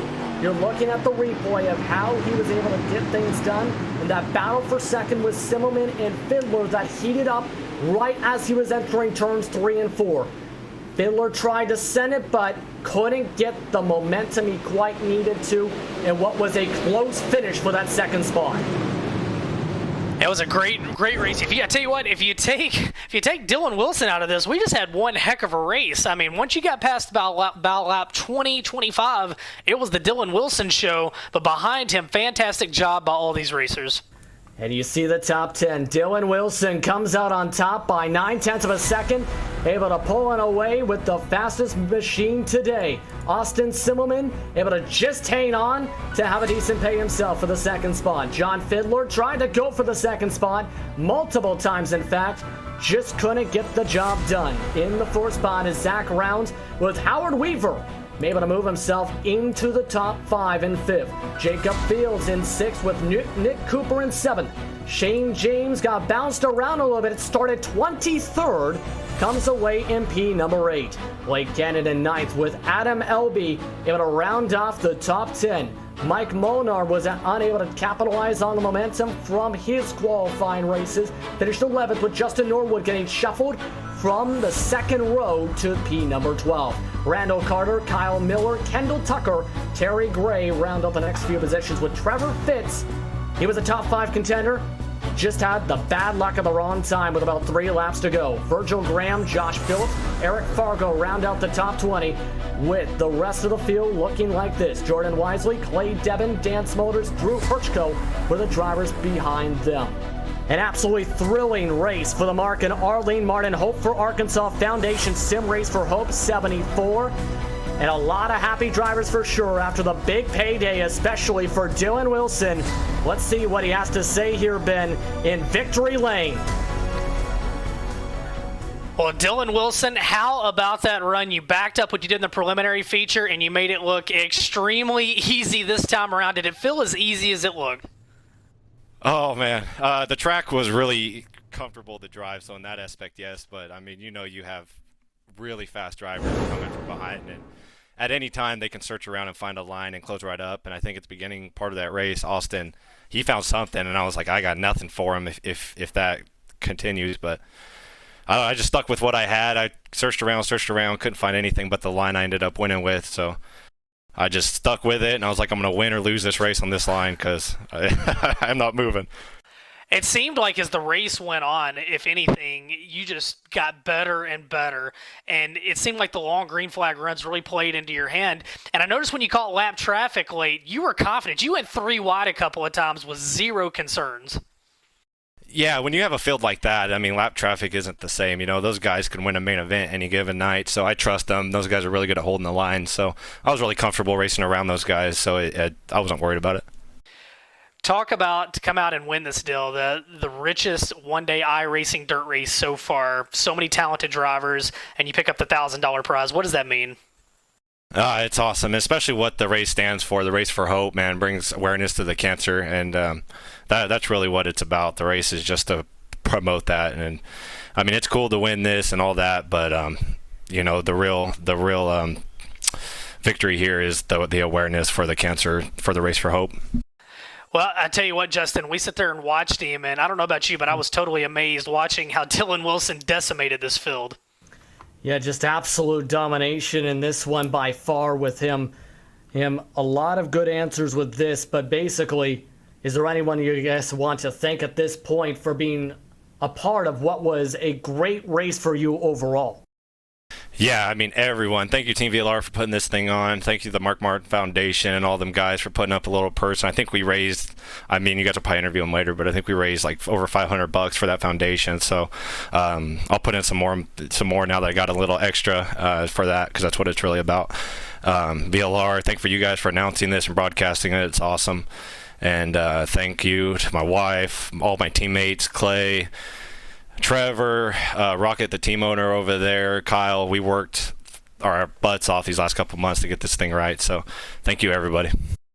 Well, congratulations, Dylan. You made history tonight. You pick up $1,000 and some nice contingency money as well. We can't wait to see how you do in the next crown jewel here at Team VLR. All right. Thank you, guys. Thank you for everything. Thank you very much. Well, Dylan Wilson picks up the $1,000 win tonight. Well, the guy that came home in the second spot, maybe not the win that he wanted, but still a great run, Austin Simmelman. And Austin, you didn't get the win, but man, it was not for lack of trying. That I tell you what, the 80 car was just a little too tough tonight. Oh yeah, no. There's no. You can talk about it for days, but Dylan was just simply too fast. I tried everything. I tried every line. Tried to driving it different. It didn't really matter. At the end, I was just trying to hold off the guys behind me, honestly. But Dylan did a great job. He deserved it. He's the best car, and did a great job. So I'm happy to come home with a good finish. Obviously, we'd like to win, but happy to run good. I made the comment that if you took Dylan out of the race, it was really an insanely good race because you guys just waged war for that second spot for pretty much the last 50 or so laps. Oh, I know that it's funny you said that, Ben, because we literally just said that in the waiting interview thing here. We said if we took Dylan out of it, 2nd through 6th would have put on one of the best races ever. So, yeah, it was fun, but good run. A lot of guys were concerned that this race would probably be, struggling with some of the updates, that it might be one groove, a little, maybe some crashes. But how about the long green flag run? Were you surprised by that and how clean the racing was? I'm not surprised because we have the 24 are the best drivers on the sim. So the lap cars did a great job and made it interesting. I know we got to them. I was kind of hoping we'd stay green there, so maybe give me some sort of shot at Dylan. But at clean track, he was just so fast. So I don't know. Everybody did a good job, and hopefully everybody enjoyed it. Austin, you did an awesome job. Who do you want to thank? Yeah, for sure. Thanks, Ben. I got to thank Grandstand Video, Team VLR, of course, Dirt Division, and Matt Hill, everybody that helps out, Accelerated, and you guys and you yourself for broadcasting this. Is pretty awesome. No, it's definitely awesome. Well, I'll tell you what, Wisconsin's Austin Simmelman, he comes home in position at number 2. Well, the driver that finished third and man, again, put on a show, but comes up a little bit short of the win, but gets a podium finish, John Fiddler. And, John, you kind of snuck up through there early in the race, and once you got to the front, it was pretty obvious you had one of the best cars tonight. Yeah, we over Elite 7 put together a great setup for today and put a lot of work into it, and it was a lot of fun. I mean, we had 3 guys up there in the top 10, and unfortunately Drew got caught up in some stuff. But yeah, we were battling hard there the entire race. It was a ton of fun. You know, was there any point in the race, maybe early on as you're moving forward, that you think, hey, I got a car that can win this, or did you know that you might just be a little bit off from where you needed to be? We kind of knew that from qualifying. I qualified first in my server. I don't know if you guys saw that or broadcast that. I will not pay much attention, but I qualified first in my server, so I had to sit out all the heats and stuff, which kind of stinks because you don't really know how the track's going to react once you get back in. But you made the feature, and in the feature, me and Austin pretty much battled the entire feature there too. And I went to the bottom for some reason at the beginning of that, and he got around me, and then I started like 7th tonight in the main feature here. But yeah, I knew we had a good car. It was just being patient and trying to stay out of stuff and just trying to put on a good show. How tired are you at the end of 74 laps at this joint when you're racing inches away from other guys? You're all sideways on the edge of out of control. Between the shaking, the nerves, and sweating, I need a shower and bed, I think. Well, you earned it, sir. John, great job tonight. You come away with a podium finish, and we'll definitely be keeping an eye on the next big race to see if you can put it at the top of the podium. Yeah, thanks, Ben. I'd like to thank my teammates, Elite 7 Racing, great guys, Drew Herchko and Dylan Fox really put the setup together. I couldn't put anything near it. Our partners, True Form Race Products, you can check them out on Facebook. Awesome guy that runs that. And the Dirt Million, it's in August. Get your tickets at dirtmillion.com. And Water Truck Production, Drew Herchko does all our paints too. He's kind of a jack of all trades, great guy, and I think that's about it. VLR for putting this on. This is awesome race. Look at this guy paying the bills. Mansfield, Ohio's John Fiddler, he finishes in third. Well, as we look down at the waiting room, we got a couple of guys left to talk to. First one we'll get to will be your 4th place finisher. Final interview from the top 4, and Zach Rounds. And Zach, man, I tell you what, it seems like you were kind of behind the 8 ball. At times you'd be right on the cusp of battling into the top 3, and then maybe a little bit of contact, you'd fall back and you'd bounce back forward, but overall, not a bad night at all. So I tell you what, I'm just happy I could keep the car straight tonight. I think I almost got turned about 3 or 4 times, just having to let up for the guy in front of me a little bit, and throttle control is such a big deal. I think if someone drove it in just a little bit hard, I mean, I don't know what they were doing behind me, but I know I got bumped a few times and almost spun it. So I fell back that long green flag run, and it seemed like I would gain a couple tenths, then lose a couple tenths, and Trevor Fitz was literally beat. I don't think I have a rear bumper left in my car. I think he beat all the way to my fuel cell. It was pretty tough, but yeah. So I'm kind of glad that last caution came out. But yeah, I was just hoping that I could make a couple good moves there at the end. But it's just everyone was fighting for that few positions, and yeah, I'm happy to bring home 4th. Zach, as bad as you might have thought it was behind you, I promise it was 10 times worse. At times they were 3 and 4 wide right behind you. So you did a really great job. Who do you want to thank tonight for helping you out?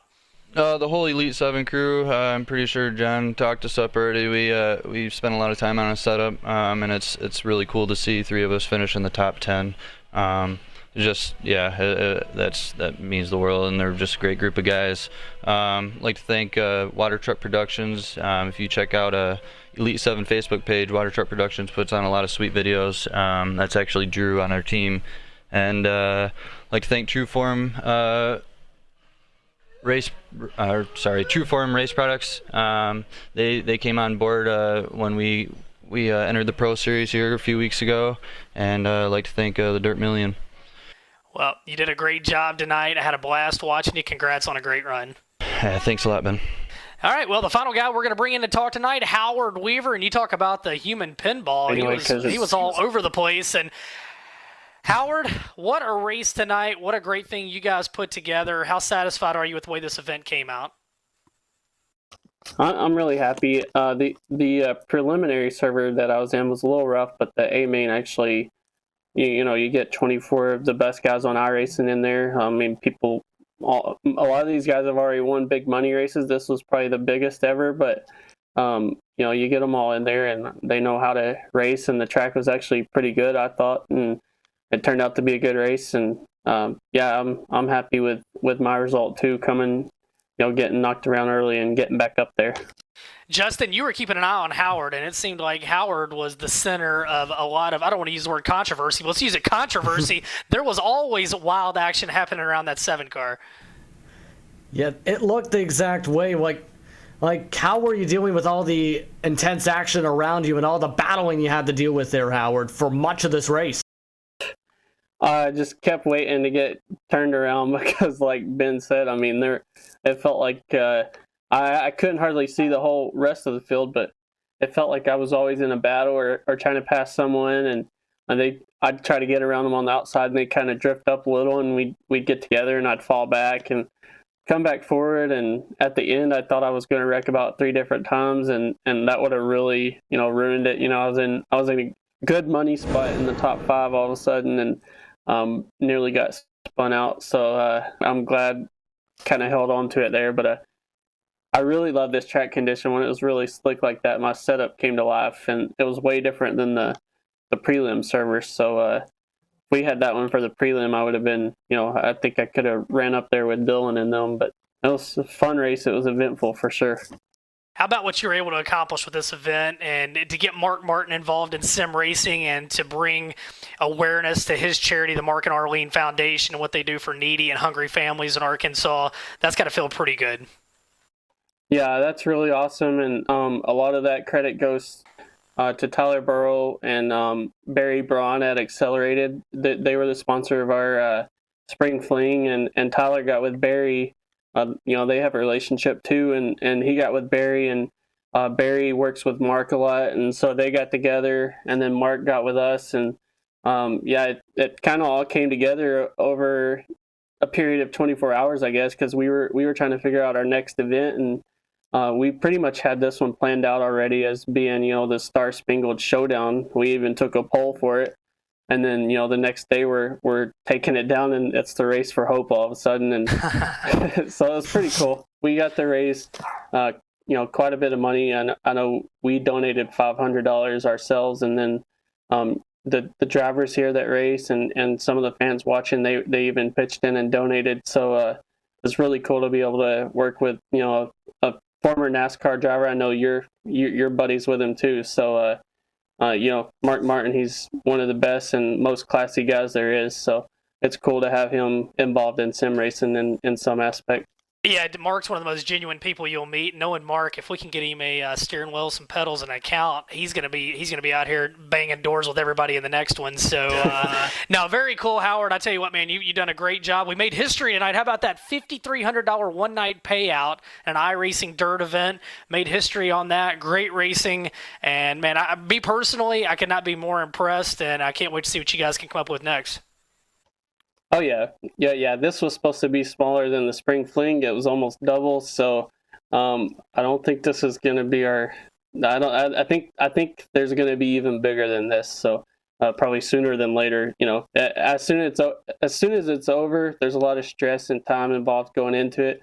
But as soon as it's over, you can't wait to do it again. So everyone's itching for the next one now. Well, as we get ready to wrap this up, I know so many people made this possible, but who do you really want to thank for tonight and this whole event?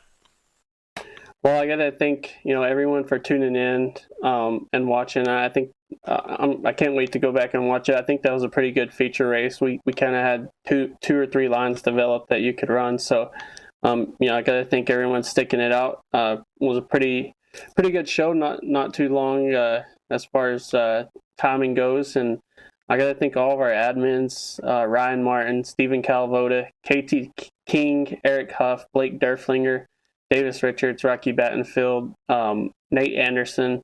I mean, there's 10, 15, 20 guys that put this on, and they never get the attention that they deserve. So I got to thank them. I got to thank RaceSpot, and I got to thank you, obviously, Ben, for coming back with us and doing it. And we'll see you at the next one, hopefully. How about Justin Prince? He didn't know until about lunchtime today he had to do this, and he knocked it out of the park tonight. Short notice. Definitely got to shout Justin out. I've messaged him on Facebook and for a race that was starting in 2 minutes, and he's like, "Sure, I'm there."